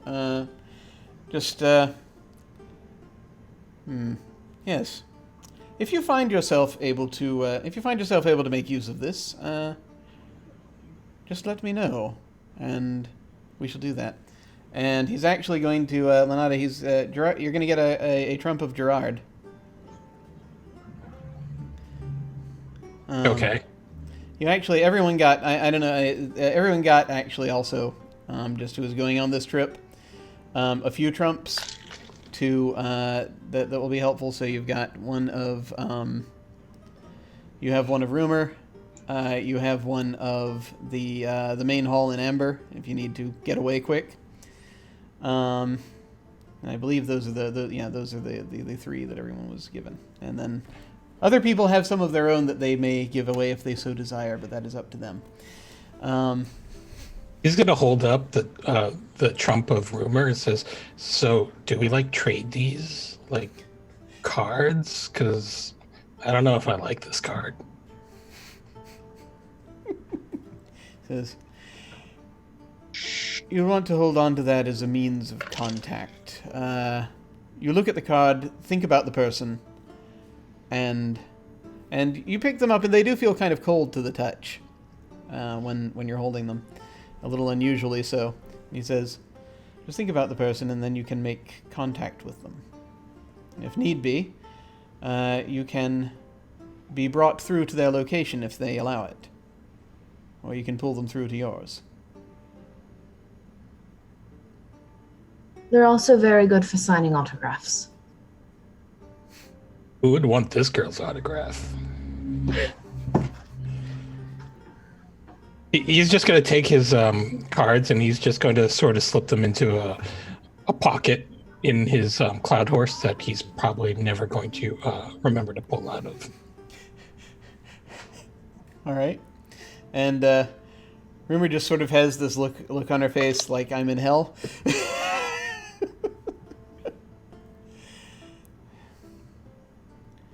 All right, are we ready to go? Seems so. Indeed. I've been ready for the last 30 or so minutes, so it's not like my livelihood is in danger or anything like that. Oh yeah, what do you do?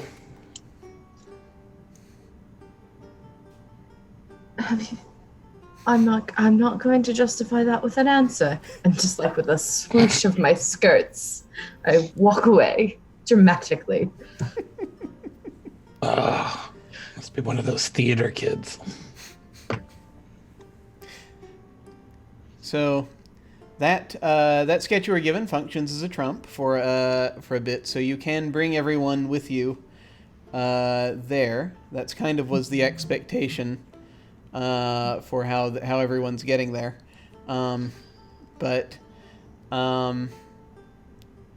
Before is there anything anyone wants to do here in Amber before this happens, or if this happens? Because I know Charlotte might decide to just run. We don't know. But anything anyone wants to do here before this happens? Well, my Lenata's red solo cup is going to need some refilling, so I'm gonna top that off and set it in the Cloud Horse cup holder. Excellent. How do you communicate with the Cloud Horse? We just have this thing, this connection. Does it have its own language? Does it communicate with other cloud horses? I don't know. I've never heard it like neigh or anything. It's sort of just here. Doesn't even look like a horse. I just sort of call it a horse just because it kind of reminds me of this legend I heard about some sort of like monkey king who floated around on a cloud, and I just thought, hey, look, it's kind of like that Earth thing. So Fascinating. I unfurl the sketch and lay it dramatically on the table. Excellent.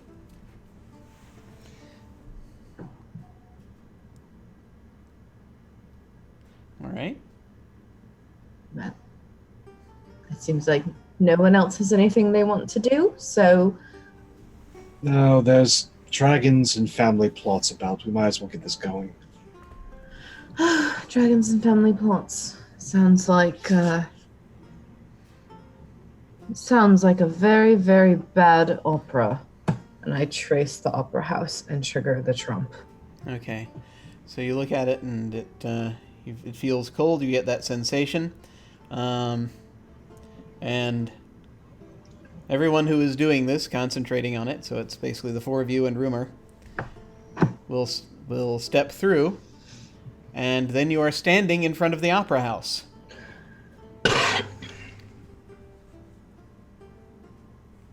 who's like playing tonight? No, we actually just finished rehearsal. Wipe your boots, if you wouldn't mind. I don't want you tracking muddy footprints through the lobby. Also, you're on a moon, so what does this... is it mostly like rocky surface out here? What does it look like out here? It's mostly rocky, but I think there's this sort of new flora that grows on this moon, these sort of purple-like blooms that sort of rise up, and they're kind of a mix between perhaps a fungus-like creature, but they look more like flower petals, and they're sort of growing around. It's really the only sort of natural growth on the moon itself. Welcome to the Eternal Eclipse Opera House. Watch your step. Lift up my skirts and begin to walk in. Follow. Doubt there's dragons in there, but sure. So Vladada's just gonna follow on, sitting on his cloud still. Where were the dragons? Well, they're not here yet. Right now, we've got horses, though.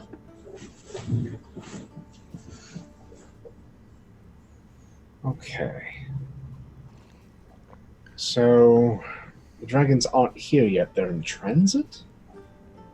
Well, I deal in all sorts of secrets and other manners, and perhaps came to a bit of agreement this earlier in the evening to perhaps store a few such creatures here, while also being able to make use of their dramatic flair on the stage. I am quite the fan of dramatic moments. I've been trying to get an elephant, actually, and I've had no such luck getting one to cross the Dusk Road, but perhaps one day. You have a trump of the Opera House. All you need to do is go to a place that has an elephant now. Is it gravity affects elephants oddly here? The climate's not good for them. So you need a moon elephant. Right, yes. Jim? Can I reach out and find a moon elephant? Sure. So, where are you doing this? Are you doing this inside the opera house or outside the opera house? I will do it outside the opera house. Okay. I think it should be inside, but No. Just appear an elephant in my lobby. You don't know Logris. She is thinking moon elephant. Is anyone staying out the here size with- of a moon? Is anyone out here? Is anyone staying out here with Xena while she apparently has just put her arms up into the air and is doing something? Or I'm going to stand back, quickly bring up the pattern, and just get ready. I'm going to go inside and get a drink, and if an elephant magically appears, let me know. Oh, there'll be something that appears. It'll be an elephant. It just may not be what you believe is an elephant. I am looking for an elephant that can survive on the moon. oh yeah, and there's air up here, so on this version of the moons, on this moon, so you're fine there. But yes, also very important. So. Grab some food for it too. Why I pull it out? Can I grab some food for it too? Oh, sure, absolutely. So what you're doing is going to take you not terribly long. And so after a moment, you have to reach for a little bit. And it's kind of... So you got regular Logos Mastery. You eventually, it takes a minute. But you eventually get hold of something that feels very much like about the size of an elephant. It's maybe a little bit smaller, but it's got the approximate shape of an elephant. It's got a trunk. It's got the big ears. It's gonna be bad. And So excited. I've never gotten to use Logos Tendos in a game, so you're reaching. I didn't do it in Amber.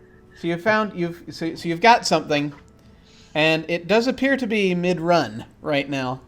Do you want to pull it? Yes, but aim it not at the opera house. Okay. So you do that. And this elephant is like charging. It just appears in front of, not too far from Xena. You can kind of position it wherever you like. But it's now sort of charging towards like a bed of these little flowers that were discussed before that are on there. And like, "Ugh." And it's a black and white striped elephant. Cool. You wanted a moon elephant, here you go. So you kind of hear this crashing from outside. This Step out. Why does it look like its texture hasn't rendered in yet?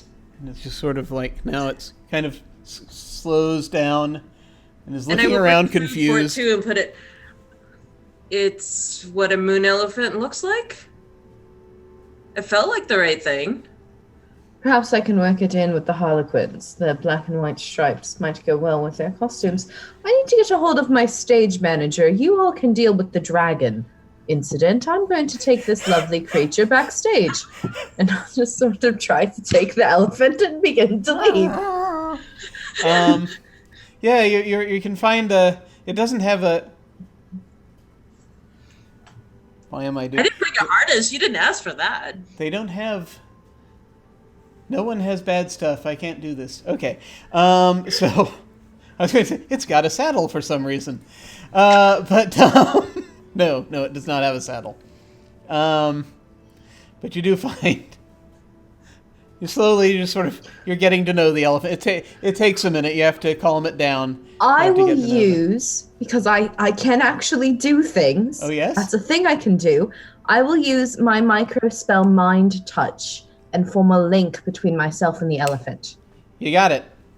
All right. And the elephant's... You can calm it down a lot faster that way. Good. And now I'll have it walk with me.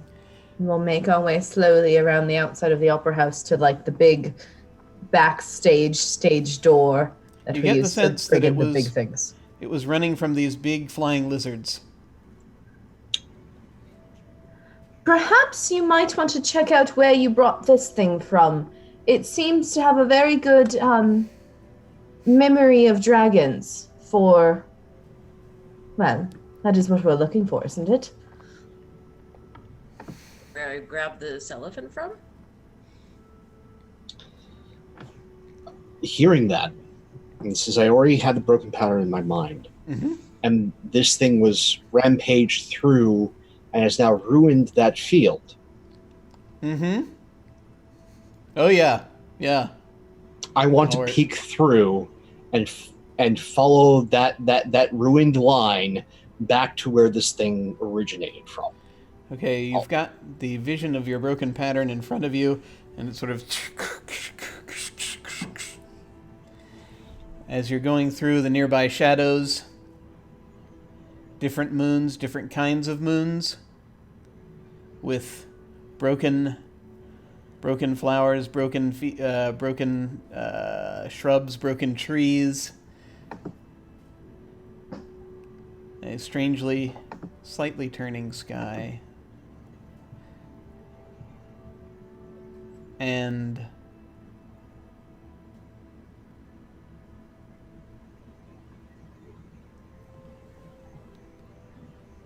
a wide plain. You're not sure if it's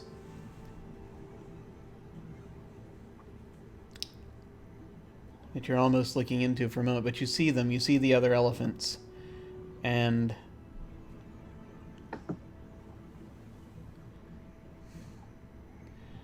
sort of just passing,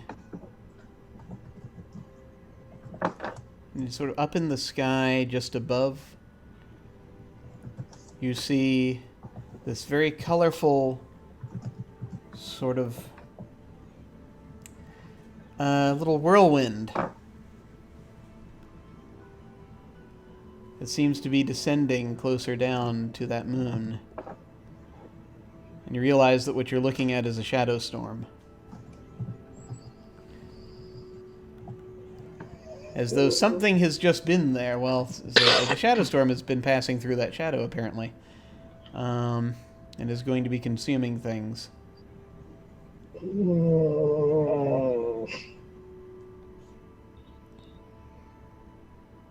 And this didn't take that long, did it?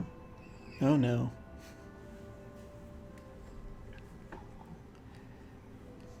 Oh, they're close. They're all terribly close. You're also sensing something a little weird. It's like there's a... But it's very faint, and you're not entirely clear on its... It's not in the shadow you're looking at. It's not here. It's not in the shadow you're looking at, but it's like... There's some sort of sense of odd familiarity about something about the path of the shadow storm, but it's not quite clicking what that is.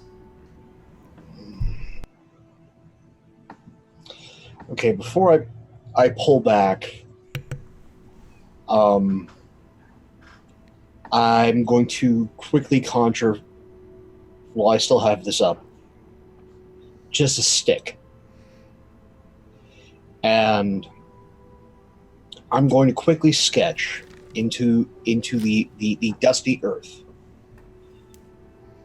Just a quick, outline of the path along the cracks from there to here. Mm-hmm. As well as just, again, the outline of the pattern that runs along those cracks. And just, make myself a quick and dirty map and place it right next to me. Can I sketch out what he's drawing in my notebook that I keep with my notes? Yeah, if you're watching, you can basically see, copy it. Okay. And then soon as that picture's finished, just bungee cord back. In this moment of panic, and that odd sense of familiarity just is disconcerting, especially since it's just at the edge of the mind. Just rip cord back, and as I do, I just hit my consciousness back into me and then fall on my ass. Yeah. So. I'm gonna reach my hand down to pick you up, help you up. Oh, they're close. What's the dragons? Worse. Something's close. Is everyone all right? Apparently the storms are All good here. house.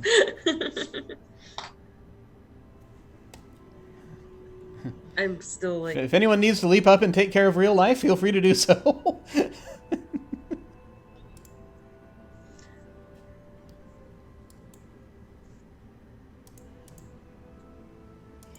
No, just with that kind of look over to the sketch. Merlin was right. They bring the storms with them. And if it makes it here, it'll ruin everything.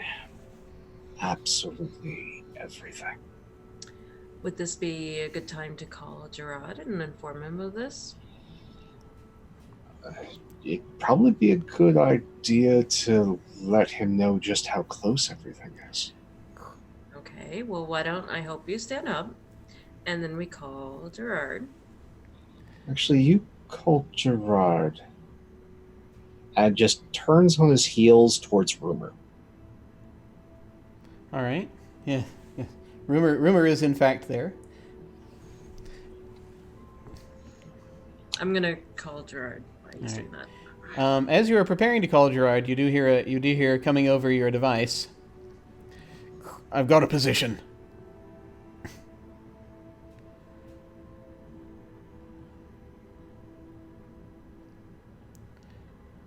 There's something, a lot of reality in this shadow. They're trying to get through, but they haven't made it yet.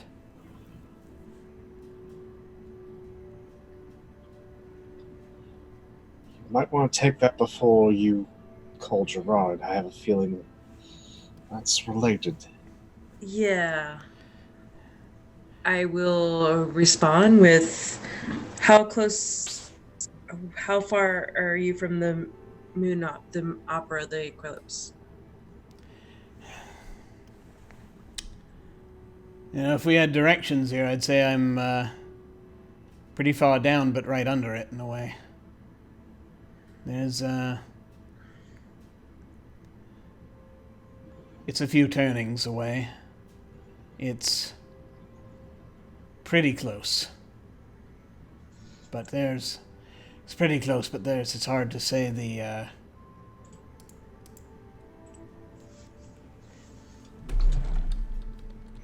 exact exactly what I'd say. Maybe about half a dozen was folded in. Took a hell of a time for me to be able to figure out exactly where to look, but there's paths out, but they're having trouble finding them. But they've been circling around this. Has been circling around this one particular patch.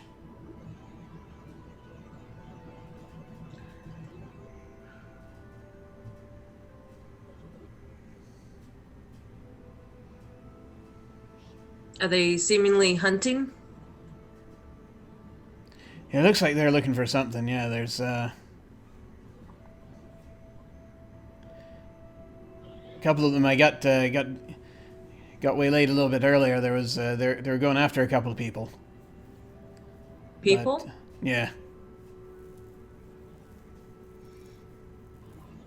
Okay, give us just a couple of minutes. We'll get right back to you.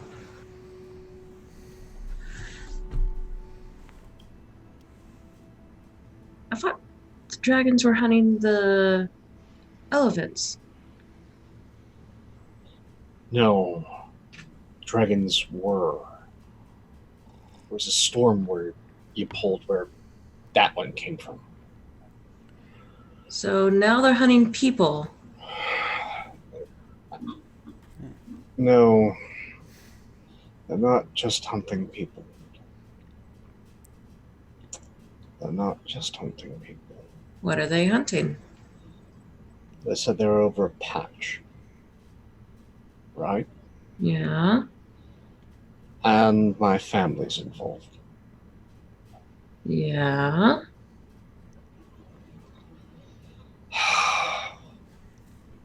The these individuals are trying to find. They're trying to find a way. I don't know why they want it, but they're trying to find a way. Whether it's to use it for power or just to screw with things.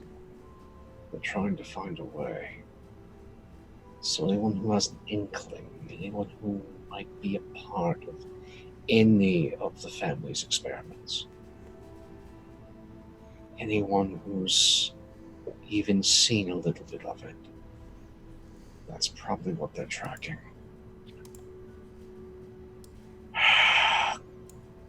All right, I'm calling Gerard and giving an update on just how close the dragons are, the fact that the storms follow.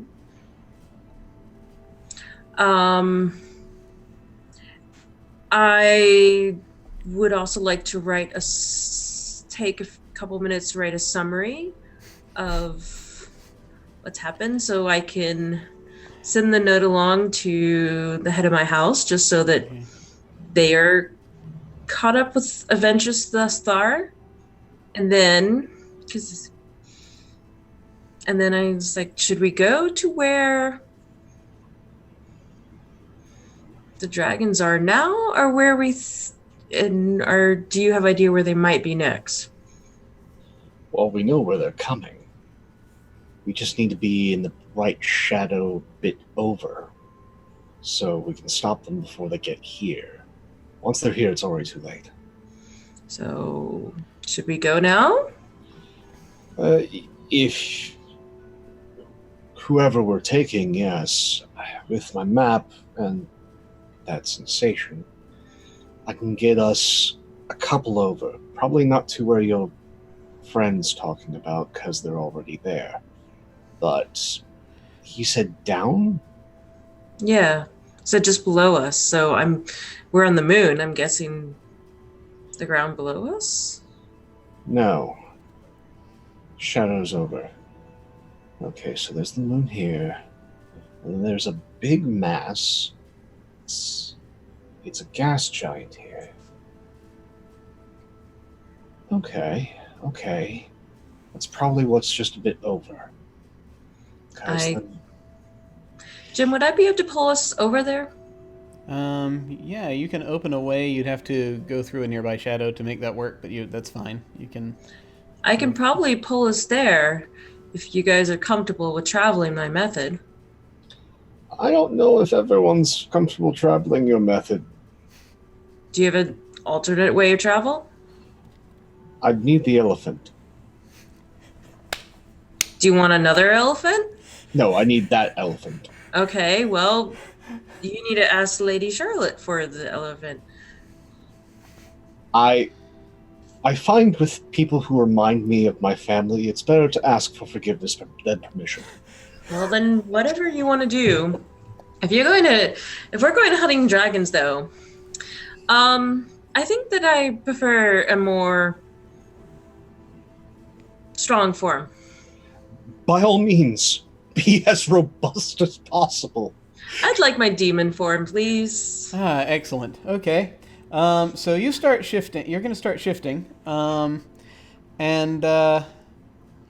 one thing I'm just going to say of note is that over the communication device, as you're doing this, because Dralak has been giving you a sort of a running information about this, and he will say they seem to be zeroing in on one shadow in particular, but they've not gotten through to it yet.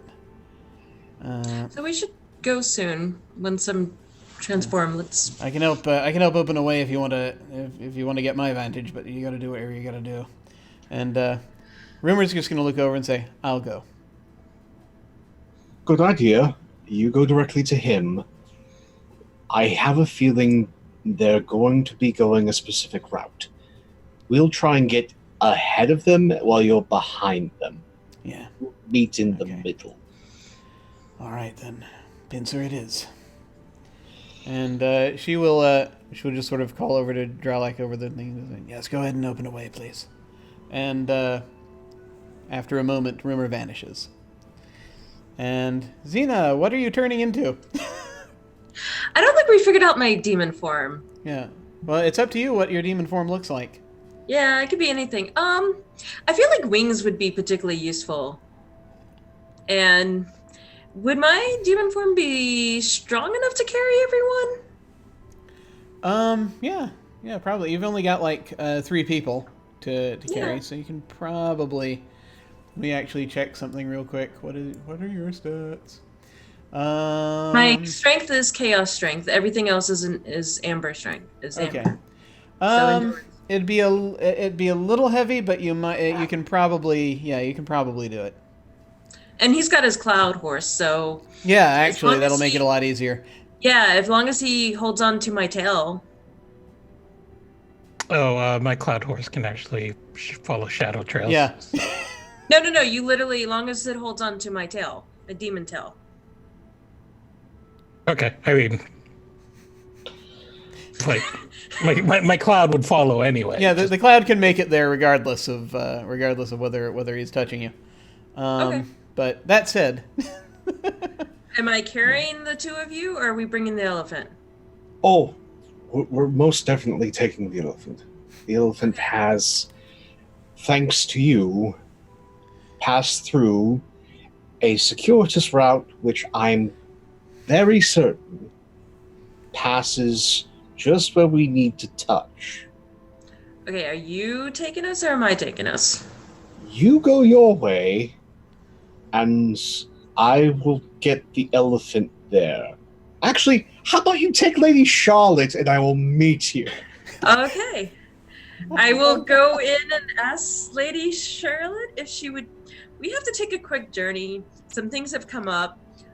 Would you mind following me, please? This is lovely. And I'm demon form now, by the way. No Yeah. one... Okay.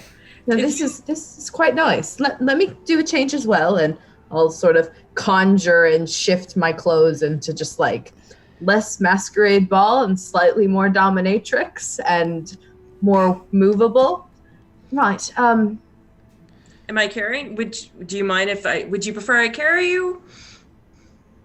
I wouldn't mind. Okay. So I will carry Lady Charlotte. And I will... If the horse will follow, we will travel via Logris to where you gave me a basic location. With the map, I'll point to a precise spot. yeah. Like that, where that crack meets that line. Okay. And I sketched out the map, so. Okay. Shall we travel via Logris? I've never traveled via Logris before. Is it safe? Oh, yes, quite. I travel it all the time. So, Jim, do you wish to describe the feeling of traveling via Logris? Yeah. I just want to give the viewers just a quick mental image from their childhood. Bring up that little section from Willy Wonka and the Chocolate Factory where they're going on the boat. There we go. Yep. So you ever seen those things? There's this trope that perhaps you've seen in science fiction where someone is traveling by light speed for the first time after a jump, or actually after even either light speed or travels via a jump system for the first time, and so there's a little bit of nausea. It's kind of like that because you're quite literally, you're grabbing a place and pulling yourself to it. So yeah, the Willy Wonka tunnel scene is quite apt for that. Lenata, you are able to follow that. It's a little bit different from the way you followed folks traveling through Shadow before, but the horse picks up the cloud horse picks up the trail immediately, and you can immediately just sort of zoom through in a much more comfortable way. Yeah, so he's probably just going to be eating Funyuns while enjoying the sights. Lady Charlotte is very, very intently focused on the interesting like demon scale patterns and the wing, just like studying it so closely, fascinated. Yeah. And so, Addison, Mm-hmm. you do a bit of elephant wrangling. Yeah, I bring up the broken pattern. I will send out a psychic tendril to the elephant. Mm-hmm. And I'm just going to with that tickle the sensory membranes of its nose, have it sneeze on both of us. Just elephant snot everywhere. Because when you do this way, you need a little lubrication. Of course. And then just grab hold of its trunk and essentially hell ride this elephant where we're going. Excellent. So you find the cracks, and you are traveling through the little plants turn into big plants, turn into to trees. Thundering past. You hear water.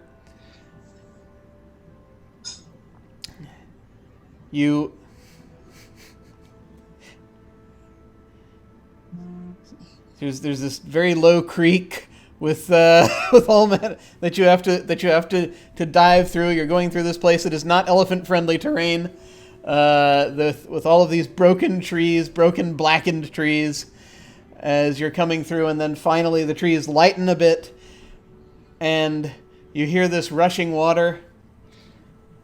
There's this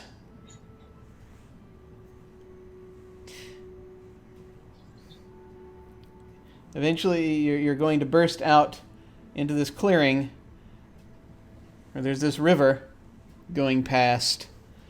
You have to You go, stomping over this rickety bridge that kind of collapses behind you as you go over this river that's very bendy, and the river changes slightly until you fall through one final crack and find yourself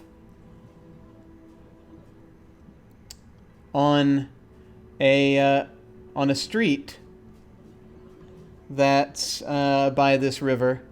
That's very... There are stones in the street. It's not quite cobblestone. It's a little bit pre that. They go past.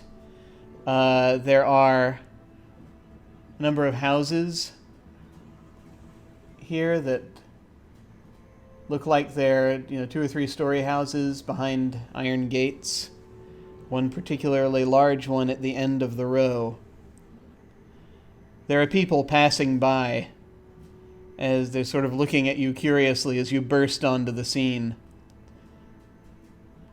And shortly thereafter, Xena, Charlotte, and then Lanata will appear. But as this is happening,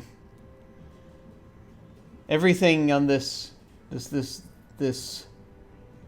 very nice. There are trees with like blossoms on them apparently, and this river going by, and these people that are walking by, and they look like they're dressed kind of in a semi-Renaissance-ish fashion, and they all have slightly glowing skin. And as you burst onto the scene, and the people are just sort of kind of looking at you as you're sort of passing through,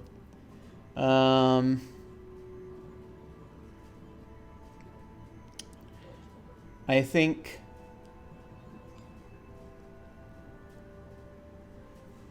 you'll come to the sort of the end of the row. There's this almost castle-looking house that's sort of at the end, and it's behind these iron gates. And Addison, you feel a hand on your shoulder. and you hear a voice. You hear a woman's voice. Possibly in your head.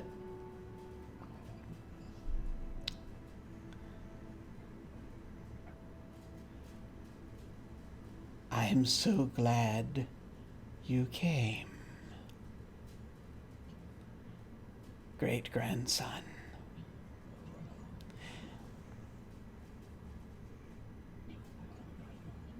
And, yeah, so I am hoping, are you trying to, something's trying to make psychic contact with you very forcefully. It's very painful. What are you doing? I am going to connect. I'm going to use the hold, because, again, it's painful, it's burrowing, but I and my large friend here are both connected by something awful. So I am going to divert that intrusion into the mind of my pachyderm friend. Okay. So one way, this is kind of what we call a bit of a dodge, which is generally the best way to handle someone coming at you who has, incredibly better stat, in this case, psyche. Turn it into something else, use dirty tricks, do whatever you can. This is what Addison is doing. The elephant collapses underneath you and vanishes as you just sort of do this quick Olay maneuver, basically, to wriggle out. Nicely done. But you know that as you stand there, elephantless, that she knows you're here and she can see you. With that, because I'm a terrible, terrible person, awful, I am, and I know just how bad this is. I pull out rumor's trump.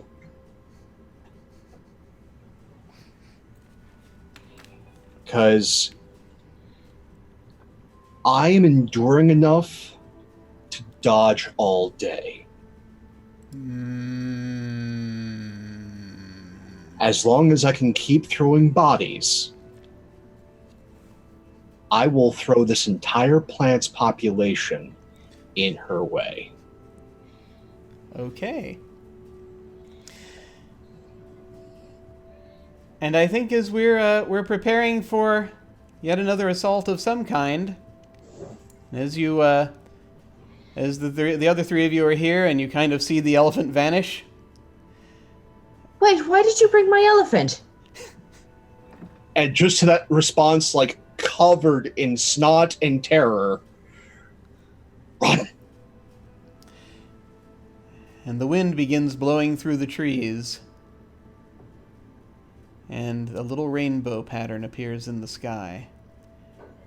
And this is where we're going to end tonight. As there is perhaps an assault directly coming right here. Where did you bring me? I don't know. You were the one who really could be carried by me. Do you go off with any demon that appears at your opera? Possibly. Demons are fun. Why not go with them? All right. Well, we have made it to the end of yet another episode, and this was the penultimate episode. So next week we will see how all this ties up in some fashion, and see what becomes of these folks as they prepare to stare down a fleet of Shadowstorm-bringing dragons.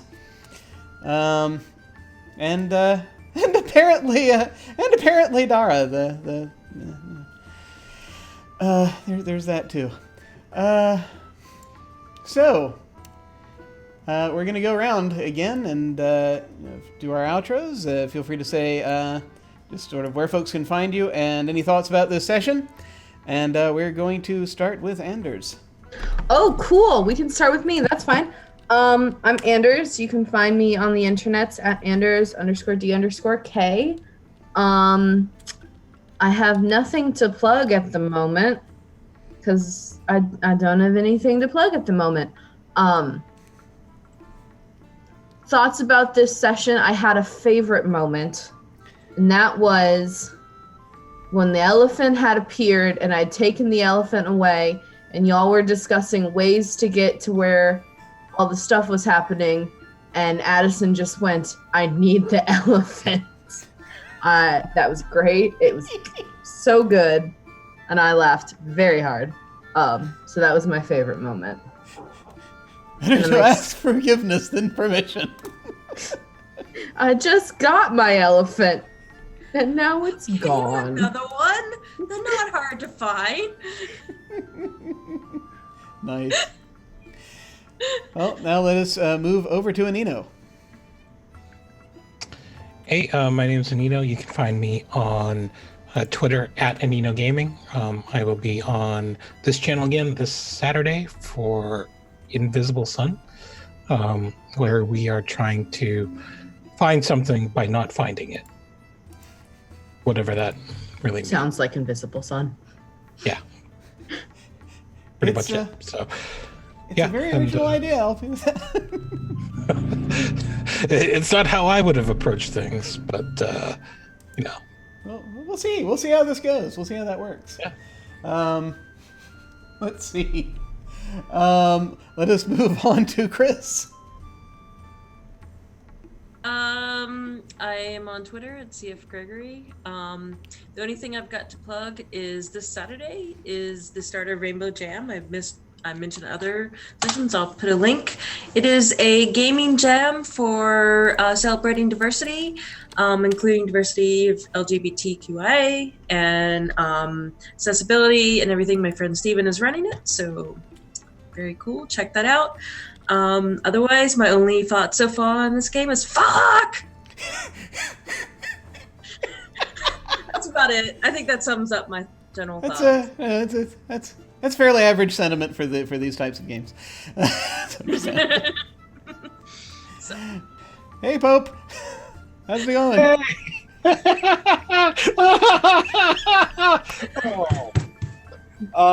Hello, everybody. It's Pope World Build on Twitter, World Build on the Twitch. I lurk in all your streams. Jim, I love you.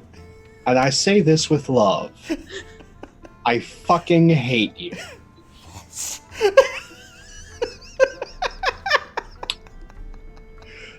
I love the elephant, but I knew I had to take something so beautiful and so wanted and ruin it. Because you're a bastard? Because I'm an Amberite. It's fair. Those are synonyms. I knew something beautiful and wonderful and without fault appeared that it had to be a sacrificial pawn. Oh my god. In some way, shape, or form. And I thank you all so much for facilitating the traditional family bastardry that should always exist. But of course. And then, again, with all the love in my heart, fuck you. Yay. Fuck you, Jim. Thanks so much. That means a lot. I Actually does. Use my Logris abilities first time. That was cool. Yes, I do enjoy the Logris. It is good. All right. It was to bring an elephant to be sacrificed to Dar. Oh. Oh, the elephant. I'm going to imagine the elephant will be okay. It might need a new brain, but aside from that, it'll be just fine. No, the elephant's fine. The elephant's fine. She knows the difference between an elephant and a not elephant. But that said, folks, as for me, I'm Jim Ryan. I do rather enjoy running Amber, even though I will admit there was a lot of exposition this episode, and so for that I apologize. But at the same time, I do have, there are so many things, so many avenues to travel down, and it's always neat to see kind of which ones bubble to the top in a game like this. And so it'll be, I really cannot wait till next week. I think this is going to be a lot of fun. But in the meantime, as always, I'm Jim Ryan. You can find me at OtherDoc on Twitch and Twitter. My website is jimyesthatjim.com, where you can find my Geek Observation podcast and links to my various other podcasts, audio dramas, writings, and such. I've got links down below to my website, Twitter, and YouTube channel. This week, actually tomorrow night, we're doing a development session for Invisible Sun. Eroshka is going to be coming on, and we're going to do a flashback. Because we're going to learn more about her past, and I think that'll be very interesting. On Fridays, I am over on Off the Table, playing in their 1890s Invisible Sun campaign, Sanguahona, The Claiming. Things are coming to a head. I don't think we have many episodes left. So it's gonna, things are gonna happen. And the city's probably gonna be destroyed, because we also, oddly enough, the trouble there also is dragons. Having trouble with dragons all around. Troublesome dragons. But back on this channel, on Saturday nights, we have our regular Invisible Sun campaign, The Edge of Paradox. And so we shall see where we go. There are several different threads to follow there now as well. So we'll not quite as many as there are in Amber, but that's just how Amber is. Yeah, several threads out there. So we'll kind of see where the where folks in the group go, and I'm really interested in that. I want to see what happens there. Then on Sundays, we do one-shots. This Sunday will be the second of the two one-shots that we are doing of the Savage Worlds setting that I put together, Mythic Realm. Satyrs and Centaurs alongside humans, mass hysteria. And very much looking forward to that, since the last one I think went pretty well, and we'll see how this other one translates to stream. I've run it on in person before, but never on stream, so I'm very interested to see how that goes. Then, of course, finally, 1 week from today, Tuesday night, we shall have the finale of our Short Amber Diceless campaign, and we will see what happens. Sign-ups right now are open for next month's short campaign that is going to be Mashed. That is a Powered by the Apocalypse game about the Korean War. Heavily influenced by the TV show, but it's also its own thing. So sign-ups are open again until, not for much longer, they're open until 1 week from tomorrow. They're open until the 28th. So if anyone wants to jump in on that, it's right now it's a fairly flexible schedule. It'll be just depend on where the intersections of people who sign up are, where they, and we'll figure out who the players are from there. But very much looking forward to getting that underway as well. So that is all for me. As always, of course, beginners are welcome. If you want to sign up for a thing, you can do that at the sign up link down below, or go to jimyesthatjim.com, click on game sign up. When we hit the end card, I'm going to send a raid over to, let's see, I haven't raided Scraticus in a while. I think I'll do that. They're good folks, and Mackenzie's dungeon mastering something, so she's very good, and so I want to kind of check in and see that. So if you're so inclined, feel free to hang out and join us on our raid and say hello. Again, that will be when we hit the end card. But in the meantime, folks, thank you so much for watching. Take care, and I will see you next week. Farewell.